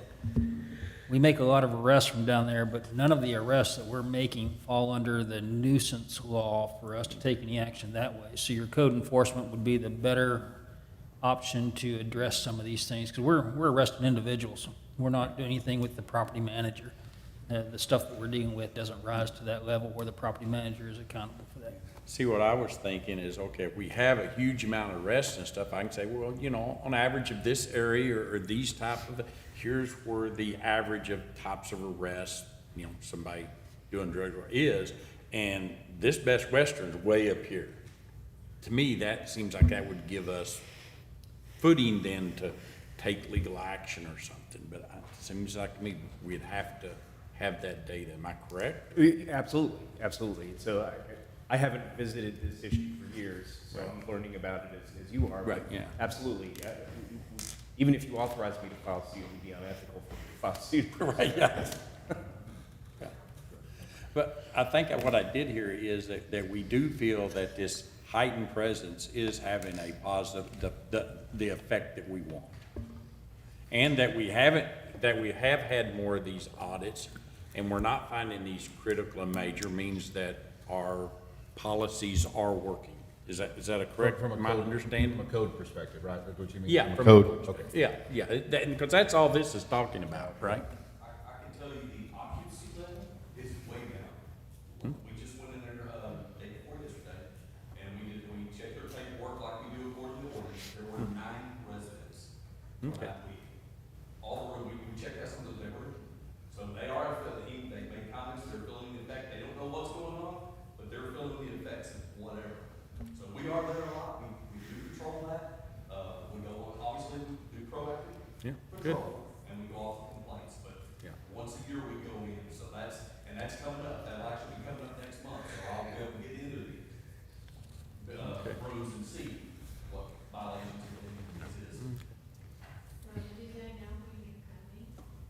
No, we do not announce when we're coming. Do we only have to come once a year? It's actually, we do that, and it's not just that, we do all of the same, Motel 6 will be the same, and that's another one that's, I think, had an increase lately, what we're definitely seeing. Yeah, we go once a year on all of them, usually, some of them, it's the fire department's involved too, they do their annual inspections, we'll go, whenever Scott Raker's part of that, but we try to keep an eye on all of them, again, Yeah. that every day, we don't see less someone. So what's the difference in just our regular once-a-year inspections and this heightened that we took on them this year? What are we doing different than we would do just in any other year this year? More frequently through there. Again, I have 2 officers for the whole. Yeah, understand. You know, so it's one more frequently with me and Jeremy. I would not send anybody there alone, and that's it on right now. Yeah. So me and Jeremy do that ourselves. We go wipe it off, just through it to patrol it, let them know. We'll sit there sometimes and just give them that presence. It does make a difference. Oh, so you're making your presence seen a lot more around? Oh, yeah. Okay. One distinction is making sure that they don't have any long-term stays, which was Yeah. prevalent before. That is one big distinction with what's going on. And as Larry pointed out, the hotel is feeling that, right? They don't have those long-term residents, so they have less people staying there over time. That's good. And that was an ordinance brought by staff that the council Yeah. Right, I forgot about adopted, that. so. That's a it's- great point. To, Keith. No. to increase the frequency, we would have to have precedent for that, and if we don't treat all the businesses the same, they would have a way to come back at us to say we're not treating them fairly with everybody. If we created an ordinance where we went more frequently, but once a year is probably the standard. If we went beyond that, I don't know that we want to go to that level yet. That would impact some other businesses, because we have to do that across the board. If we were to get pursued legally for that, we have to shore that up. Well, as long we could change, if we needed to, correct me if I'm wrong here, as long as we had justification, so it's kind of like when I worked for a company, if you failed a drug test, then you got put on the extra test, so you'd have to go, and then when you came back, you were pretty much guaranteed to get tested a lot more often. So if we had a problem child area, and they had a lot of violations, then that would justify us to do more inspections because they're there. Correct. Am I thinking we could have an ordinance like that? I think we could, as long as it's clearly delineated and there was Yeah, clearly. uniform enforcement. So if Motel 6 had a problem, we need Yeah. to go back. Yes, Right. Okay, cool. That might be something if when we have this inspection here next month or two, we do it, that might be an ordinance that we want to go look at. All right, let's move forward. I don't want to be here too long. Thank you, guys. It's a good discussion. Good discussion. Next project is the street sign standardization / replacement program. So the idea here is to create a uniform template for street signs, have the council pick a kind of a pilot neighborhood, and then we start implementing, replacing over some amount of time. We can't, do that overnight. We'll have to phase it in. We've not had any discussions. I think there's been preliminary discussions. If Randy, Trent. Yeah, Trent and I have talked about it. It's also going to tie into that, the branding guidelines for the change, potential change to our logo, just brought forward to y'all. That will come at a later date. Yeah, so that's. So have you all put together a timeline yet, or kind of like a work plan? Use, by this time, we're gonna have a committee together, we're gonna sign out what we're gonna look at, then when are you gonna have the signs that need to be changed, you know? Pedro's running with the rebranding. Okay. As soon as we have that, then we can move forward with a design to present to y'all for approval, and then we can start implementing phases as far as putting the replacement signs citywide. Have We'd any probably idea? like to do it like subdivision by subdivision. Yeah, that's what I was saying, if we had something like when do y'all think you'll have this design for the branding done? I can't speak for Pedro, I don't know where he is on the redesign of the rebranding of the logo. There he is. There he is. Good evening, Mayor, Council. I'll just touch upon mine. Branding guideline, I just have to wait on a few things, honestly. We have a lot of stuff going on. I'm doing the 4th of July event. I'm doing All-American. So once that comes off of my list, we will definitely be tackling the branding guideline, which I will bring as a workshop item right now we're looking at 4 different options to take, but I can't really speak on those because I don't have those outlined, and I want to get more information for you guys when I come up to do the workshop. So The timeline and even a budget was part of the request that we made with this work plan, and I know these things are subject to change. That's how Gantt charts work, but I really just don't see a lot of that in any of this presentation. I think this summer we can sit down with Randy and get you some more information. Does that sound fair? Yeah, as In the far next as couple the months. street Well, I signs- mean, when do you plan to finish? I mean, we can always add to it. We're not asking for a comprehensive list of things, but just some basic information.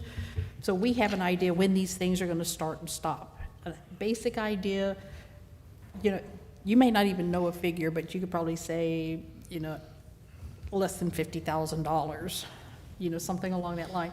Gives us an understanding, because we can't build a budget on this with no values here.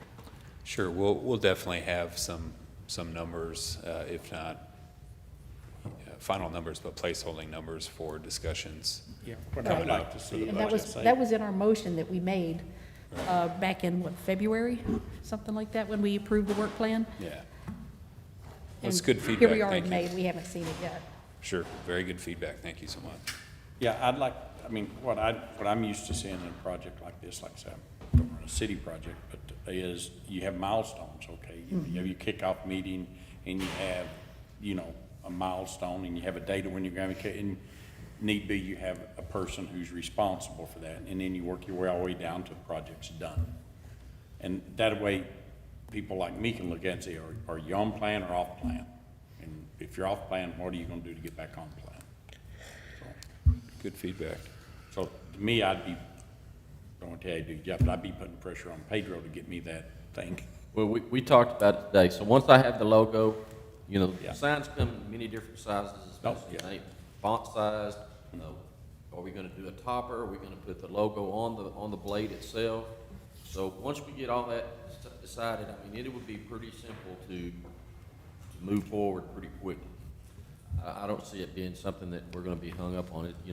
We decide on what subdivision we're gonna do, we get a street count, then we can put a number to it.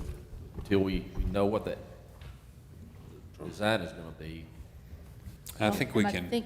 I think what Nick is talking about is just have June 15th, decide on a logo or sign design. And then that's all it has to be, just something real simple. And then July 1st, start with subdivision 1. It doesn't even have to be identified We which can certainly subdivision. start pushing Pedro to get that done. And- Get it- Okay.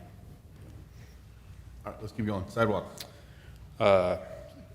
Defer to Randy and Trent. Sidewalk replacement, I will say, I want to get your concurrence, but we can, I think we can start maybe a study or a preliminary design on Basswood to look at adding that additional sidewalk. Sounds like that's everyone's priority. Is that a fair statement? That and that one section I told you about that's over on Longhorn. Okay. Connects to 7-Eleven. Sure. Keep people out of the street. Definitely, people in Highland Station, I live in Highland Station, I Sure. walk there all the time, so absolutely, you want to do me one, it's better. But I also don't want to have that sidewalk jump over top of someone else, somewhere else in the city that's actually more critical. I want to make absolutely sure if it goes there, it needs to go there. And if it don't, then we'll say, okay, it goes up, here's where it goes, and we'll tell them when we're going to put it in and stuff, but, you know. Well, I think we give you some options, and then I think, you know, you want to talk about kind of the idea of the program and discussions? Yeah, I mean, similar to the filling the Basswood Gap, I think what my plan is to work with Randy and pick a few different corridors that we can fill those gaps or replace where needed. We're planning on a meeting with Kim next week to start talking budget stuff too, and just see what kind of numbers we can plan on, and that'll help us develop our plan. So that'll be the first step, is meeting and getting a ballpark figure for that. Also, I know I sent y'all an email on that we I think the last time y'all brought up, talked about sidewalks, our number one problem with sidewalks is people planting trees in the easements. And the city allows them to do that. So I think that's an ordinance we need to look at and stop that. And then go back and look at the trees that's already there. What can the city do to get rid of them? Maybe we offer talk to people who's got them, that's doing damage, say we'll cut them down and clean them up. And, you know, I think we really, maybe that'd be a stage 2 to look at and see if, because you all tell me, what I heard was that's the number one thing that's tearing up our sidewalks. And I'll take the same feedback about the budget and a schedule and apply that to this one. Try to just set some dates. That way the ball's always rolling. Good. And these schedules are always going to move. I've worked research and development for a long time, you know, and they slide. But like Nick said, you know, if they slide, you come up with a recovery. Sometimes you can. Yeah. But it just gives us a better idea of how these projects are going. And again, it helps us budget Yep. money. Understood. Thanks, guys. All right, landscape ordinance. Yeah, next project, so, and many of you all who were at the Texas Municipal League conference had discussions with Abra, who the city contracts for planning services. She's had a preliminary meeting to discuss the landscape ordinance. I think the preliminary feedback I've heard is it's been 30-some years since our landscape ordinance was either adopted or amended, so we're probably at a situation where it may be a complete overhaul or a replace. The next steps would be to meet with the Development Review Committee, which is a staff committee. You have all departments represented to see what their concerns are, and then bring some recommendations back to the City Council. So that's probably a summer project as well, and will be a workshop. Fair? Any questions, comments? All right. Yeah. Animal shelter. Animal shelter, so the only way we could fund a new animal shelter facility is by going to voters at some point in the future and asking their approval for bonds. This would be something the City Council needs to be mindful of in the future whenever you decide it's the right time to bring that to voters. So we do have the assessment that was done. Lee was kind of the project leader on that. Randy has had some preliminary discussions. I've actually met with a property owner about a potential site that may work. So I do think if it's your desire to bring this to voters, that we need to show them generally a site, generally a graphic to say, okay, here's the cost to be determined, here's what it looks like, and here's where it would be located. Do we have an estimate of what the facility itself was cost? Not the land, just the facility itself. So I think there's a range. Lee might address that. Yeah, the architect gave us a range of 3 different options from about $9,000 to about $12,000. I mean, I'm sorry, $1 million for the square footage. $12,000, Would it be a bargain just go at ahead and buy it. Yeah. So, $9 to $12 million, is that what you said? yes, sir. I thought option B was what they were recommending. They recommended at least option B. And it was So how much? It's within that range, and that was now a year ago. It's only went up. So Yeah. it's more expensive. I think the footprint, the range was between 2.5 to 5 acres. Is that correct? That's correct. They recommended, I think they recommended a minimum of 3 acres, really, upwards to 5, depending on what features, especially what outdoor features you wanted to have, like rec yards and things. So, I mean, I guess for me, I mean, we got that, and that is what it is. When we left that, it was like, well, go figure out, you know, the next thing is figure out land, right? 'Cause you Sure, have to have so- a spot of land. So, I mean, if we come up with 2 or 3 solutions for land, maybe we need a presentation on that. Sure. Or an update. Happy to do that. I spoke with Bryn, so the property owner that's in the vicinity of Jarvis, Randy and I met with him, and I think that, you know, with Bryn's review, we could have an option to purchase a parcel that's identified contingent only on voter approval, because we don't want to put the cart before the horse. There has been some discussions, ideas, I think they're really good ideas, about potentially contacting the Texas Department of Military, I believe, the National Guard site, about, you know, maybe a long-term lease, especially on the frontage on McElroy. I think that's going to take time with some undetermined outcome, but. Is that something you're going to look at? Yeah, it's something we're looking at. I know I Councilmember sent a Felge. follow-up Yeah. email to John Corrin's office last Friday. Yeah, and our understanding, and I may need to clarify, but you know, property disposal with a federal government facility literally takes congressional I action. mean, we talked about this years ago and Yeah. didn't get a lot of traction, so if we can, great, but it can't be our only horse in this race. Yeah, I think we can work that angle and hope maybe something works out, but maybe also have a purchase option contingent on voter approval. All right. Grain elevator? Grain elevator, yes. So Louisa and Maria have contacted some vendors for cost estimates on lighting. I think some of y'all, I know Councilmember Felge might have come in contact with a vendor or multiple vendors at the Texas Municipal League. So it can be done. It'd be really interesting and a very attractive feature. Where we're at now is we're waiting for a property owner to kind of give an initial blessing that they're interested in this before we can get a demo and quotes. So, Have we requested a meeting with the owner to explain to him yeah, exactly? And yeah, we have. So I think our trouble is that we have the local folks. We have really good relationships because they work with the fire department and building inspections and so on. But some of our local folks are limited in their authority, so the control of the facility may be at a corporate level. So the latest we're trying to get an answer from is Atterbury, you know, very prominent, kind of middle of the town, to see if we can get a response. We have not heard. I don't know if Randy, have we heard from Gavilon or whatever the owner?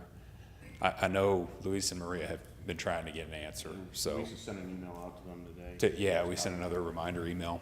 So I hope to, you know, once we get an answer or some information from a property owner, be able to bring back, you know, potential costs. Everything costs money of what you know, lighting up a section or a portion might look like, might entail. Yeah, I mean, the big thing is we just need to let them know that it's inert, it's non-impacting, it's just light. Right. You know, not laser, but just. Sure, and there's some cool, you know, the technology is really cool. Y'all may have seen it in the TML, you know, exhibit hall, that sort of thing.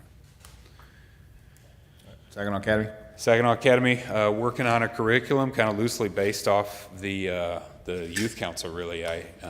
Thankfully, election season is over, but there's a tremendous amount of misinformation on social media, and I hope that this academy could educate people to how the city operates and what all of our roles are. So we're working on that. So we have a timeline, kind of how we're going to go about that? Yeah, I think Pedro's working on that. Fall? Yeah. So targeting the fall. I mean, right now we're kind of focused on All-American in the next month, but. So that's when you're going to have it in the fall? I think so. Yeah, and I think the general idea is to have, similar to the Mayor's Youth Council, have meetings or sessions that are topical or department-based. Have it here so we can record it, because I think it'd be very useful to share that. You good know, idea.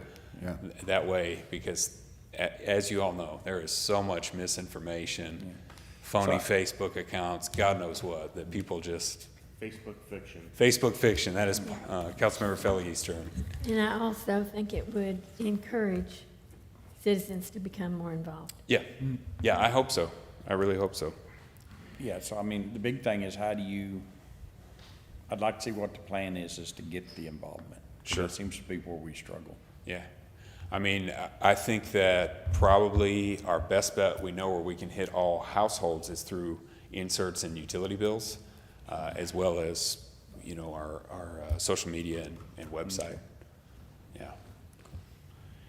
All right, future staffing? Future staffing, that's actually our next item. So we're just following up. That's in your packet, and really the next item I don't have much to comment on either, other than the ask was from the council early in the new year to get a list of positions, future positions requested.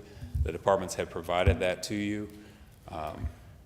Like all things, it's contingent on funding. But if you'll recall, about 3, maybe 4 years ago now, we did a long-term financial plan and kind of established a loose ratio for staff per capita of 6.8 staff per 1,000. So we're about 12 positions under that. Melanie, I don't know if she's here. Can you do me one favor? Yeah. On this Excel sheet you sent us? Uh-huh. Can you write, because the column, I think it's column A. Yeah, column A is what our current staffing is now. Mm-hmm. Below that, can you put what our current population is? And then for every year after that, you go out to, I think it's year 2030, put what the projected, what we feel our projected population will be. Projected? Yeah, I think we do that based on utility connections. That way to I kind can of take project. and Yeah, do numbers. Appreciate the thing, because that gives me a, sure. Let's not dwell on this, 'cause this is a whole separate item after this. That's right. Yeah. So, well, no, I mean, that's part of it. I can't, I mean, I'll be honest with you, I can't, without that information, I can't. I mean, the next item, Next agenda. next item is a total discussion on that. That's right. That's my Okay. point. Oh, this Yeah. wasn't part of that? The next agenda item, so. the next project, park system upgrades. So happy to report that the water crossing, sorry? You said that was for the next item. Next agenda item. Oh, Yes, okay. next agenda item. Got you. Next, Item 3H is future staff. next We're work on plan. 3G right now. Next work plan project, I apologize, my choice of words. Park system upgrades, so Highland Station Park, the water crossing is under construction. The culvert's been delivered. I think the contractor is getting ready to set it pretty soon. there.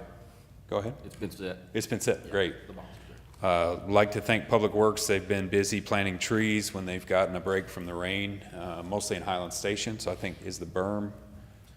Is that So, we got about half the trees across the top of the berm. We have to come in from the east side now, but it's so wet over there, we can't get in there. So as soon as it dries out enough, we can come in there on that side.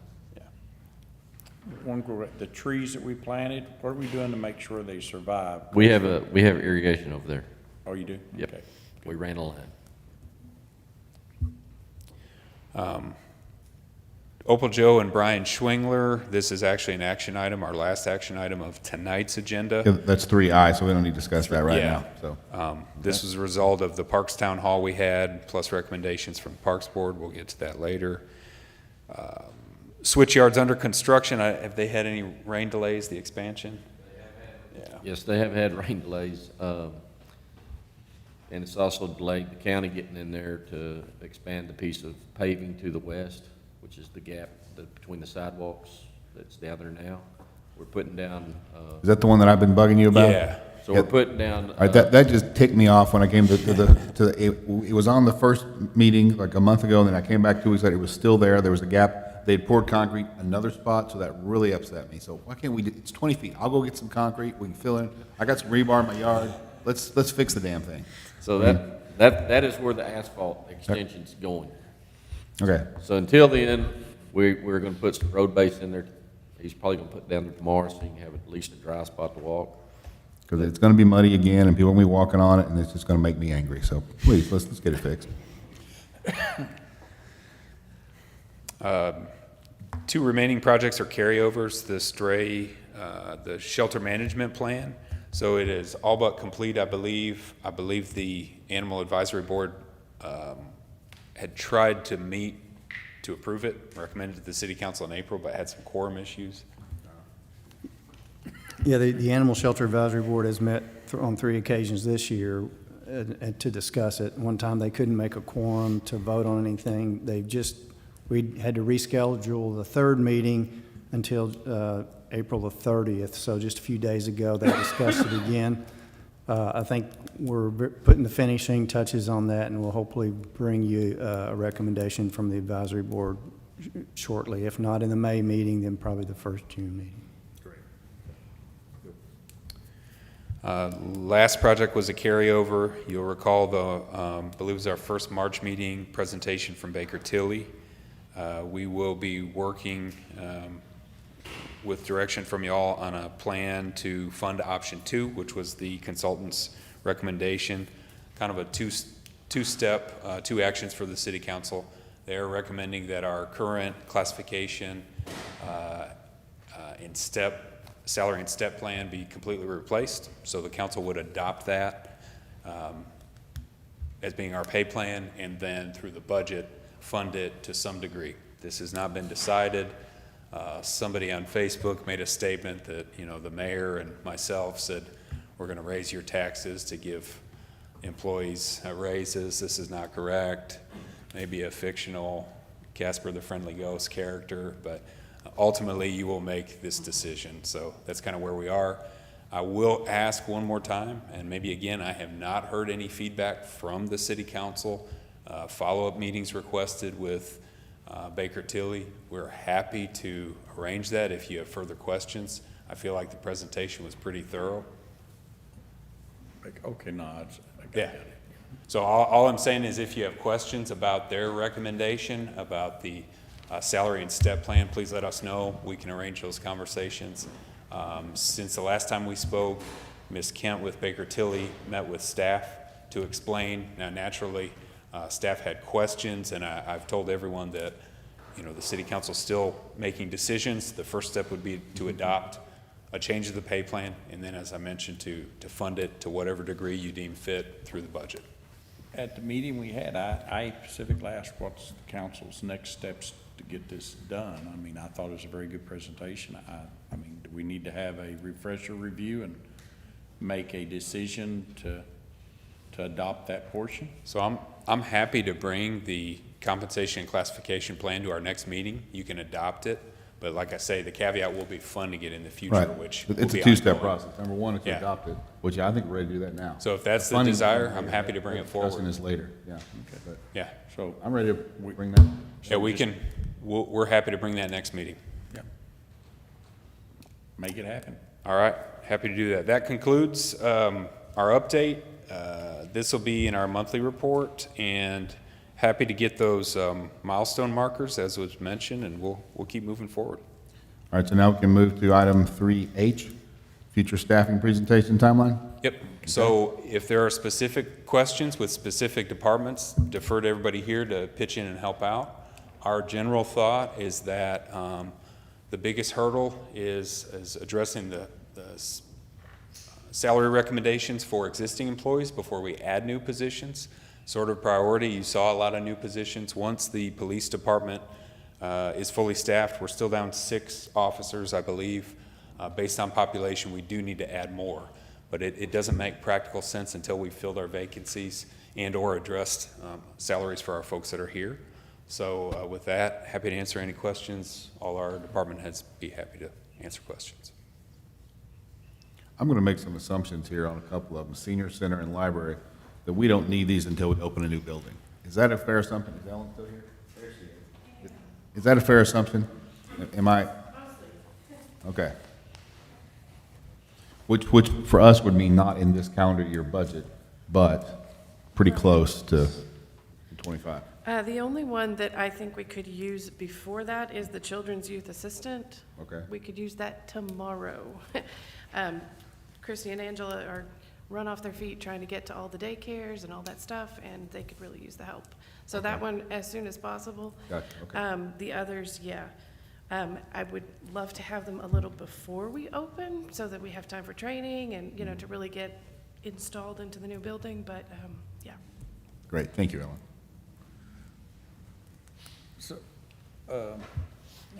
I didn't get to look at this data a whole lot, but I did go through it, and we're sitting at 171 employees right now, right? I think we're at 100, as of right now, we're at 154 authorized full-time employees. Oh, full-time, I just Full-time. added them both together, Yeah. so you're right, 154 full-time, 17 part-time, add them together, you end up with 171. Sounds correct. Plus, Right. we'll soon have all our seasonal folks, which, you know. Yeah, okay, that's what. That's correct. Okay, so, and we got, according to this, we got a total of 7 full-time that, out of that, that's not, that we need to hire, and 1 part-time. Was that, you're saying in the coming year? That was Well, what it was, just but says current vacancies, and it starts at row 160 to 162. can we pull that up by chance, or? The reason I say Yeah. 6 of these are police officers, and I know that every year I've been Right. here, we've been significantly behind in our police officers. You're right. So Yeah, what are we gonna do different? I guess So- this is direction, to solve that problem. So here's the issue. 154 total full-time positions. We have 154 minus 6, soon to be 7, our emergency management coordinators leaving us. It's our recommendation not to add any new budgeted positions until we fill those, but I believe that the salary adjustments that you all have contemplated are going to be tremendously helpful. Chief may want to weigh in. Our friends in Lake Worth have kind of upped the ante recently, so. Right, yeah, they gave a mid-year 13% raise to a lot of their employees. So it's just an extremely competitive market. After the 13% we got last year, and we went from 10 short to 5 short, and I recently lost an employee due to a disciplinary matter. And so we're seeing recruiting still on the upper side of where it was prior to the 13% raise, but when you look at the salary market, we're still on the bottom side of that market for pay. I say that to say that with the 13% increase, which put us closer to market, we saw a competitive advantage for recruiting, especially hometown guys that are close by that may not be looking for all money, but money certainly helps. If we don't stay market competitive as our neighbors are giving raises, I mean, we're gonna be in the situation that we've been in where we were 10 short because people largely look for benefits and pay, and we have to be competitive there. So we're 6 behind right now. Yes, sir. If I look, you're saying you'll need an additional 8, 25, 26. So I'm sitting here going, okay, what are we gonna do to fill these 6 before we start trying to eat those 8? Right. So And that's give me solutions. I know what I hear the problems. Give me solutions. What can I do to help you? Yeah, I don't have a good solid answer for that. When I look at my neighbors in policing, I mean, they're all behind as well. We're doing everything under the sun, out of the box, things we've never done before, trying to increase recruiting. And you still have the reduction in available resources in that people just aren't coming into the profession like they were before. We're starting to see that increase. And so over the last probably 6 to 7 months, we're seeing an increase in recruiting in public safety, specifically in law enforcement. So I think there's a change in the atmosphere that's having people starting to look at our profession again as something they want to do. We are at every college around, we're going to career days. I mean, we're doing everything under the sun. And some of the things that we don't do is the big incentive pay, you know, $15,000 hiring bonuses and things of that nature. And I have to be real careful with that because we are low on the pay spectrum. My folks that have been here for a while will get underpaid real quick compared to new guys coming in. And that's what we really have to watch for. Do we have anybody in the academy right now that we're waiting on? I do not. My last graduate was Monday 2 weeks ago. Okay. I have 3 people that are in background right now. Hopefully we'll see some hirings out of that. But again, the academy's about 24, 26 weeks before we get them out of the academy. One thing I want to mention, and a problem we have with compression, our most tenured people who on average happen to be our highest wage earners are the furthest behind the market. So I know when you saw the presentation, the recommendation from the consultants, some of the percentages were high. You know, we've got some people at supervisory management level positions that are 20-some% behind the market. They're here because they want to be, not because we're paying them appropriately. So, you know, please help us when we have these discussions to kind of let the public know, because I think the public sees, you know, certain numbers or, you know, there's a lot of sticker shock, but we certainly don't want to lose the people we have and then be competitive moving forward. So the option that the company recommended, I don't know if you remember it or not exactly what the option, change the scale and then that Yes, sir. percent increase. I know it ain't gonna hurt, but do you think it'll move the needle enough to where you can eat into this? You can start trying to catch up, because at the rate we're going right now, you got a snowball's chance in hell at hiring this many people. So we set for 10 officers short for nearly 2 years. Right. Council approved 13% last budget year. I dropped to 5 short. Okay. So when we talk about pay is a significant issue for attracting new hires. If you're gonna come to work for me making $70,000 a year, or I can go to Plano making $108,000 a year, where am I gonna go? The downside is Plano only has so many options, and so when they're full, you gotta go look somewhere else. Our big draw for the majority of our officers is they have a tie back to Saginaw. And if I can entice you to apply for me instead of applying for Fort Worth or applying for Lake Worth or wherever, then that's a plus for me. And if you have hometown ties and I can keep you in the market competitive pay-wise, then you come to me. And I think doing that, we can fill our vacancies without too many issues and maintain those positions as full. Do you have any additional officers planning on retiring in the next year? I have 5 officers that are eligible for retirement right now. I have 10 officers eligible for retirement in the next 5 years. And so when you look at the scale of things, my viewpoint on that is somewhat skewed. I was raised as a Gen Xer, but really more as a boomer. And so I look for career longevity, if you will, dedication to my hire, if you will. The newer generation is not necessarily looking for that. They hit 20 years and they bail and they go do something else. For me to speak on behalf of my folks, are they going to retire at 20 or are they going to decide to stick around? I think most will stay until they're 50. And if that's the case, then even the 5 that are eligible to retire now are, other than myself, are younger than 50. And so I think they'll stay around longer. The 9 that are eligible, or 10 that are eligible over the next 5 years, they even have more time to go before they hit 50. And 50 is a pretty significant catalyst to hit when we're talking about TMRS retirement, and what your stipend's going to be. And me personally, I'd rather stay a little longer and not have to work when I retire, as opposed to retire and always have to work to make up for the difference in what my monthly stipend or pension would be. Mary, Cindy, I'm sorry. I have a question. I'm looking at fiscal year 2026, and you have a city secretary assistant on here. Why, I mean, we don't want to get rid of Janice by any stretch of the imagination, but what she does is so intense, it's so detailed, it's so involved. Why are you waiting until 26 for a replacement on that? I put that on there because it was my understanding we weren't going to add any positions this next year. And on top of that, I don't have a place to put an assistant. Yeah, there's always a wrinkle, so, and this is in motion, but the plan, as you're well aware, is to renovate the building next door once the library vacates to the new facility, and we have no space, so, yeah.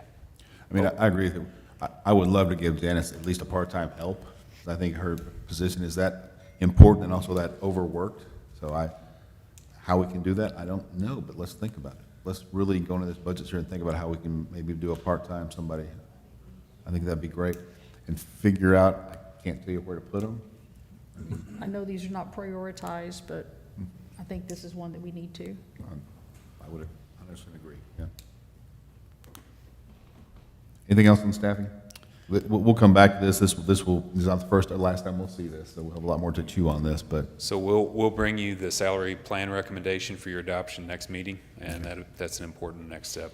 Okay, great. Appreciate the So support. Gabe, the only thing on that, sorry, I jumped the gun there earlier, I got mixed up, but if you could just add the, through A through F, the first one, of course, would be our current population, and then the projected population for each one. Yeah, I think we can.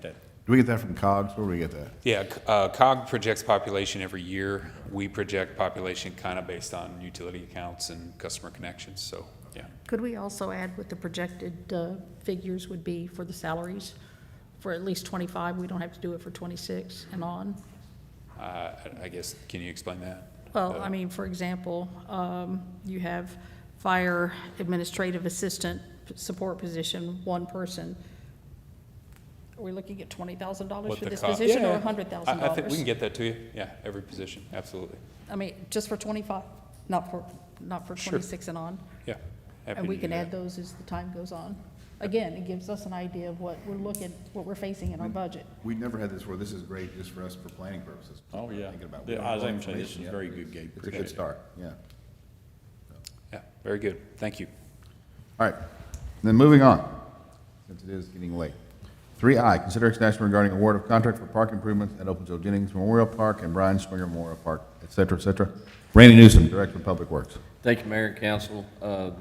This item is what I'm bringing forward from the Parks Board's recommendation and for council approval. Is for the funding for the improvements to Opal Joe Jennings Park and Brian Swinger Memorial Park.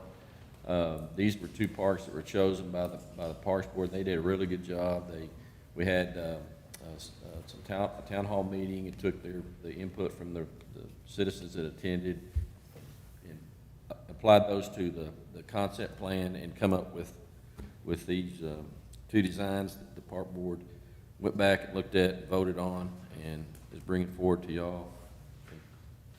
Brack is here from our current chair of the Park Board is here. If you have any questions about the selection of these two parks, they come actually from, they're probably the two oldest parks we have left that needed some attention. And I think that what they come up with is really, really good concept. I think everybody will really like it. So, I mean, these are two important parks. These are both memorial parks. These mean something to Both people in of them. Saginaw. Yes, sir. I mean, I knew Brian Swingler. People around here remember these folks, so it's important for this. It really is, so. The funds for this will come from the 2021 Park Board Fund. Some of the things that we've done with that, or the Park Board has done with that, the Highland Station playgrounds that we have already done over there with the shade structures, the food truck park expansion, switchyard and food truck parking lot will be also included out of that $4 million. The park master plan update and the Kiwanis Veterans Park relocation, which is right behind City Hall. So that left them with a total fund balance of $2,749,105. So their request is for $2,335,000. Of that $2,749,105 that is left, will leave us a remaining balance of $414,000 in the 2021 Park Board Fund. So, you have any questions? Yeah, you lost me there. So after we say these get approved and we build them, how much money's left in that fund? We'll still have $414,000. 414,000? You haven't figured out how to spend 414,000? Oh, I bet they can. So fireworks. I bet they can spend that, not a problem. Okay.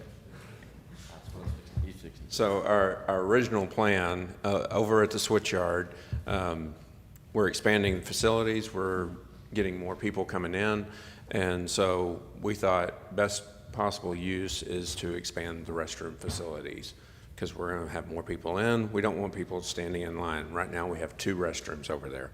That's it. So we came together. We decided that's how we wanted to spend the money. They came up with, it was $350,000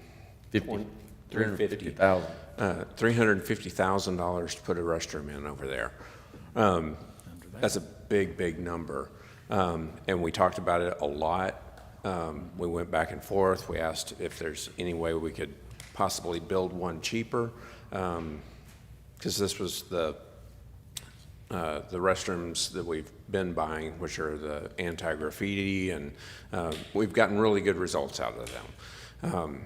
And so we kind of kicked it around, and one of our other members asked, or just mentioned how long we could actually rent a restroom trailer for $350,000. And that's a viable solution, but it doesn't really help us by purchasing something. It just helps cover the market days. So Randy started looking into, well, if we can rent one, what would it take to purchase one? And they're a lot cheaper. And we don't have to have something out there full-time, because we're not out there full-time. We don't have 300 people. And we could roll that to other events as well. We could roll it over to 4th of July Yeah. and Training Grain. We'd start utilizing this other ways. So intent is to go back to the Parks Board and present that to them as an alternative. Good. I went over, actually, after we talked to Brack about it, I went over to the Weatherford Trade Days just one Friday afternoon, and lo and behold, that's what they do over there. They have one that it has an attached handicap restroom that lowers down on the end, and they have a slab that they set it on, and the wheels raise. It's a really neat deal, and it raises up. It's like 8 stalls in this thing. It's a big trailer, and then when it's done, they just raise the handicap restroom up, come hook it up, and take it. So the risk of your event's covered, the risk of any vandalism's gone, and like you said, we can move it to different events. We have to have it at the Training Grain. We have to have it at the 4th of July. It kind of makes it multi-use. I think that's a brilliant solution. That's great, guys. Way to think outside the box. I like it. Branded with our new logo. There you go. All right. Any other questions for Brack? I have 2 other questions. One, has this changed anything major from the last time we looked at what we're going to vote on today? No. Okay. No. And was there any concerns or any nays coming out of your all's? No, it was a unanimous decision. Now, there were only 4 of us in attendance. That's okay. But that was enough. And I don't like making decisions of this magnitude just based on what 4 people are talking about. But we all felt like it was appropriate for us to continue to make the decision anyway, because these parks need this attention. They're in sore need of repair, and the repair list was so long, it was like, we're going to spend as much money trying to repair some of these things as we would just coming in with something new. And if we stick a Band-Aid on it, how long is it going to last? It's not going to be a 10-year issue. It's going to last 2 years, and then we're going to be talking about, okay, now what do we do? Yeah. And so we'd rather go ahead and pull the trigger on it now while we have the funding available for it, and get these in a lot better shape. I'm assuming when it's done, we'll have some kind of rededication. Is that sort of what we were thinking about, maybe? Invite the families of whoever those folks. Yeah, perfect. And they are going to have merry-go-rounds. Yes, They're going to have a what? Merry-go-round. Yeah. Okay. Oh, and it needs to have new signage too. Well, so we talked about that, and we wanted to defer to the families on whether they wanted something different or changed, because we wanted to be sensitive to. But we could take the sign they got if we wanted to, and just redo it with new stuff. I mean, I believe we've got money in there to deal with the signage, but we just wanted to be very Diplomatic and sensitive. I agree with that, but- To what they wanted. And if they didn't want any changes to the sign, we decided we're not gonna change the sign at all. We're only gonna do any changes to the extent that the So what families I were mean, that happy with sign's it. wood, right? Pardon me? That sign's wood? Yes. Yeah, so the signs, I mean, the last time I went by it, I mean, it's, eventually we're going to do maintenance on it. Yes. And the last thing you want to have is a super nice playground and then this really bad sign. Then we're going to get beat up because we're not showing them respect because we're letting the sign rot. So you see what I'm saying? You can get yourself in a no-win situation. Well, and we do have money in there to deal with it. We just wanted to do it in concert with the families. Can we have Rich out to them? Yes. Okay, so, and So- when do we think we'll be able to move forward with that? Once we get funding approved, we'll move I forward. meant with the sign, because I'm assuming the funding approved. Well, the Reaching sign- back with them. Sign is and- part of the.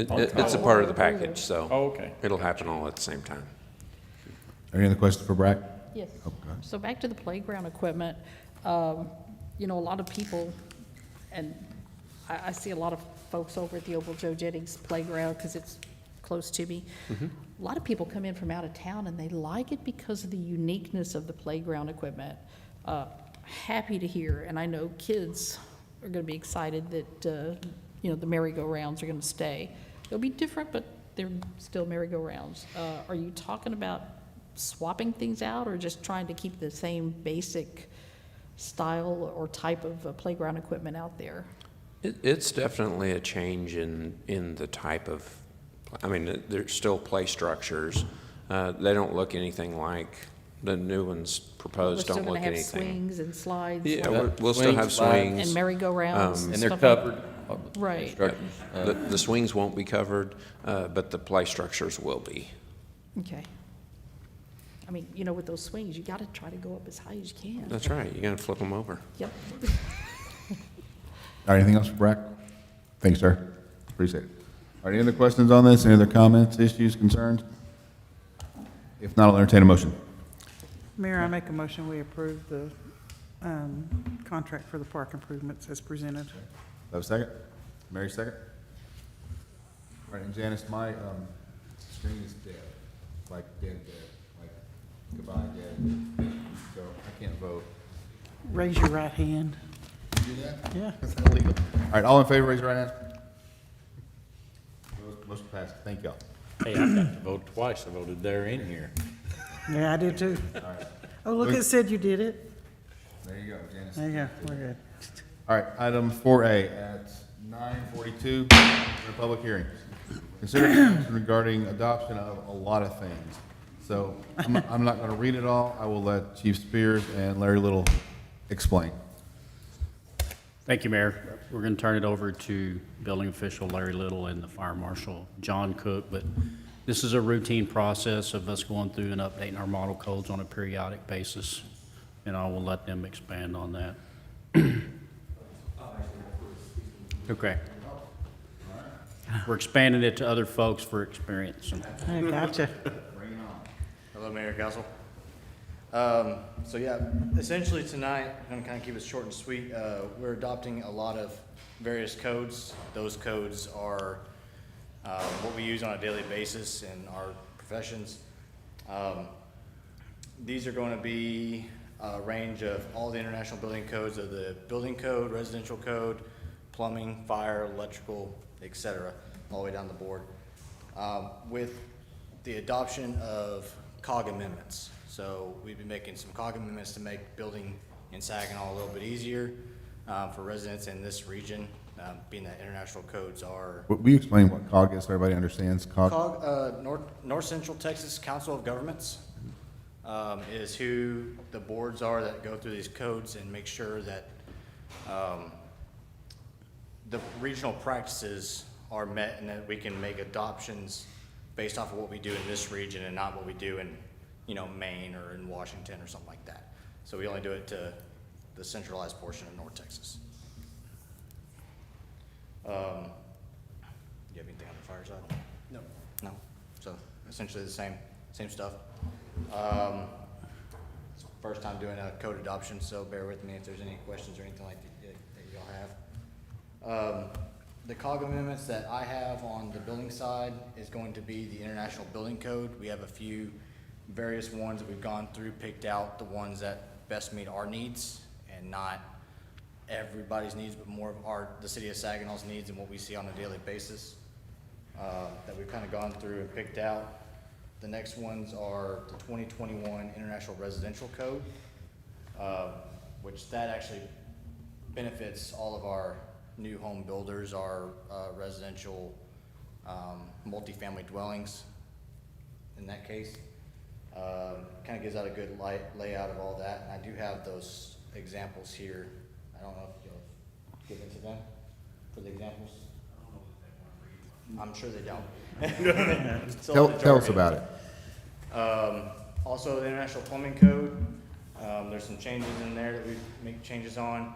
And then the biggest one that everybody always has a fit about if we don't adopt them, which we did not adopt them on the last code adoption, was the International Energy Conservation Code.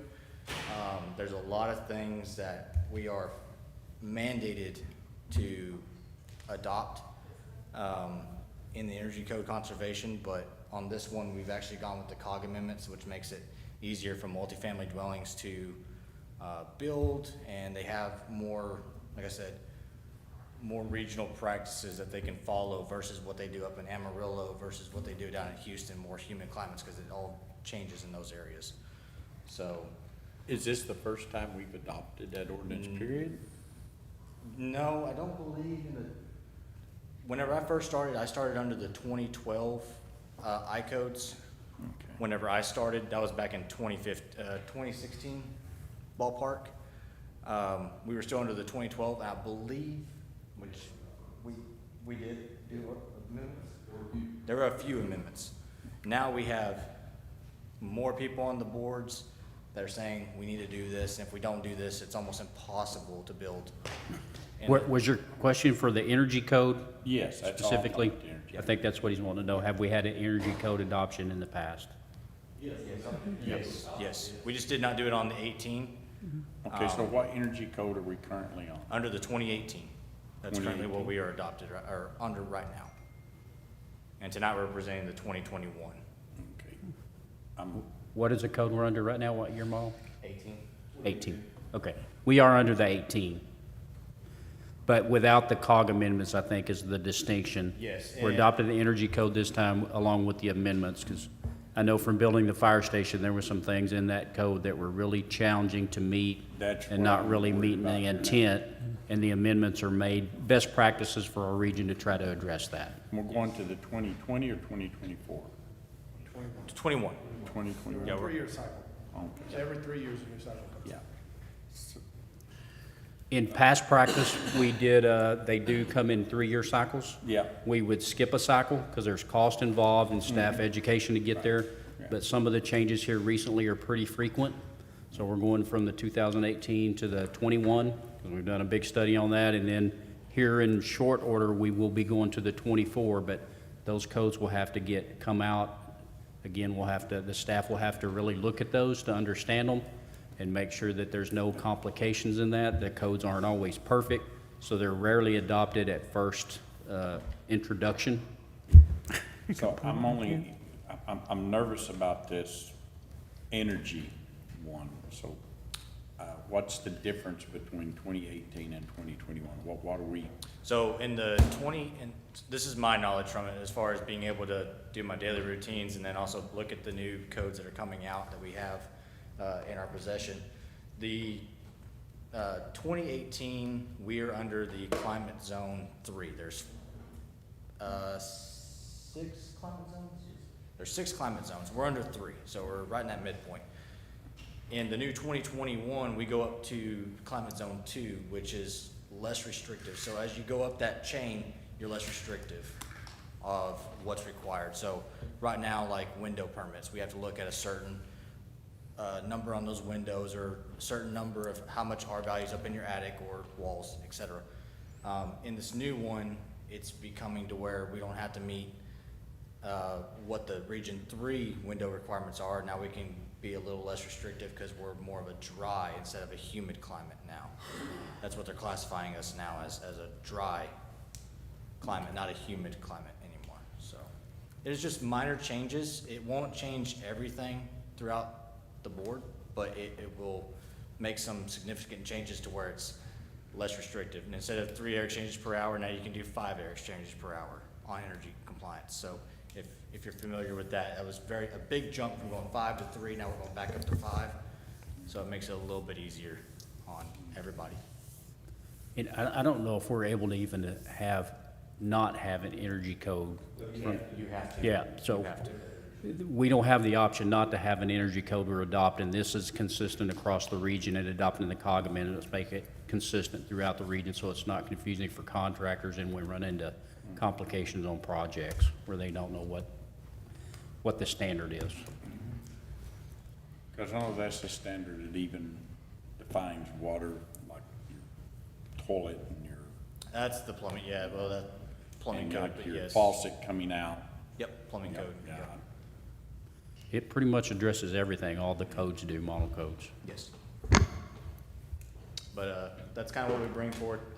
What we bring forward to you tonight is basically we want to adopt all the 2021 codes in their entirety, and then also with the North Central Texas Government COG amendments. Any other questions for Chris and John? Thank you, gentlemen. Thank you. Thanks for staying late. So we are in a public hearing, so if anyone wants to speak on this, anyone who is left wants to speak on this, now's your time. Approach.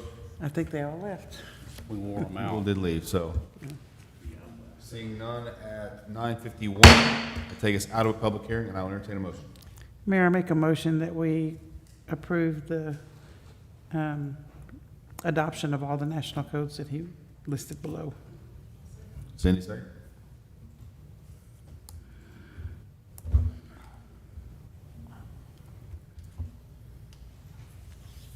Motion passes. Thanks, guys. Appreciate it, y'all. Hard work, I know.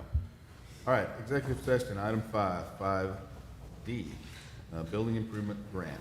We will recess for that, and we will return to adjourn. So at 9:51, we're in executive session. Who said this was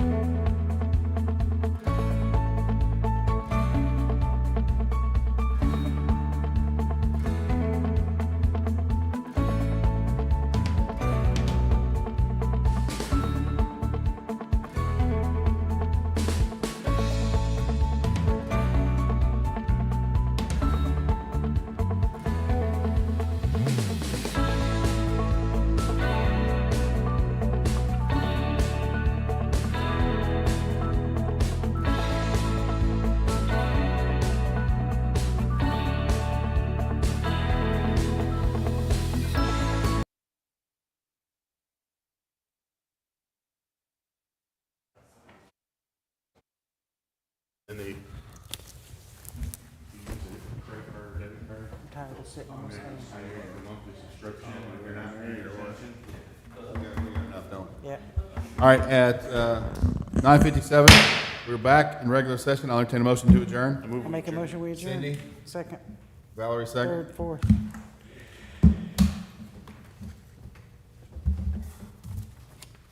Oh, my screen just quit. Oh, there's back. We got them all. Yeah. Motion passes at 9:58. We're out of here. Who's Thank not y'all. gonna say yes to that, huh? Thank you.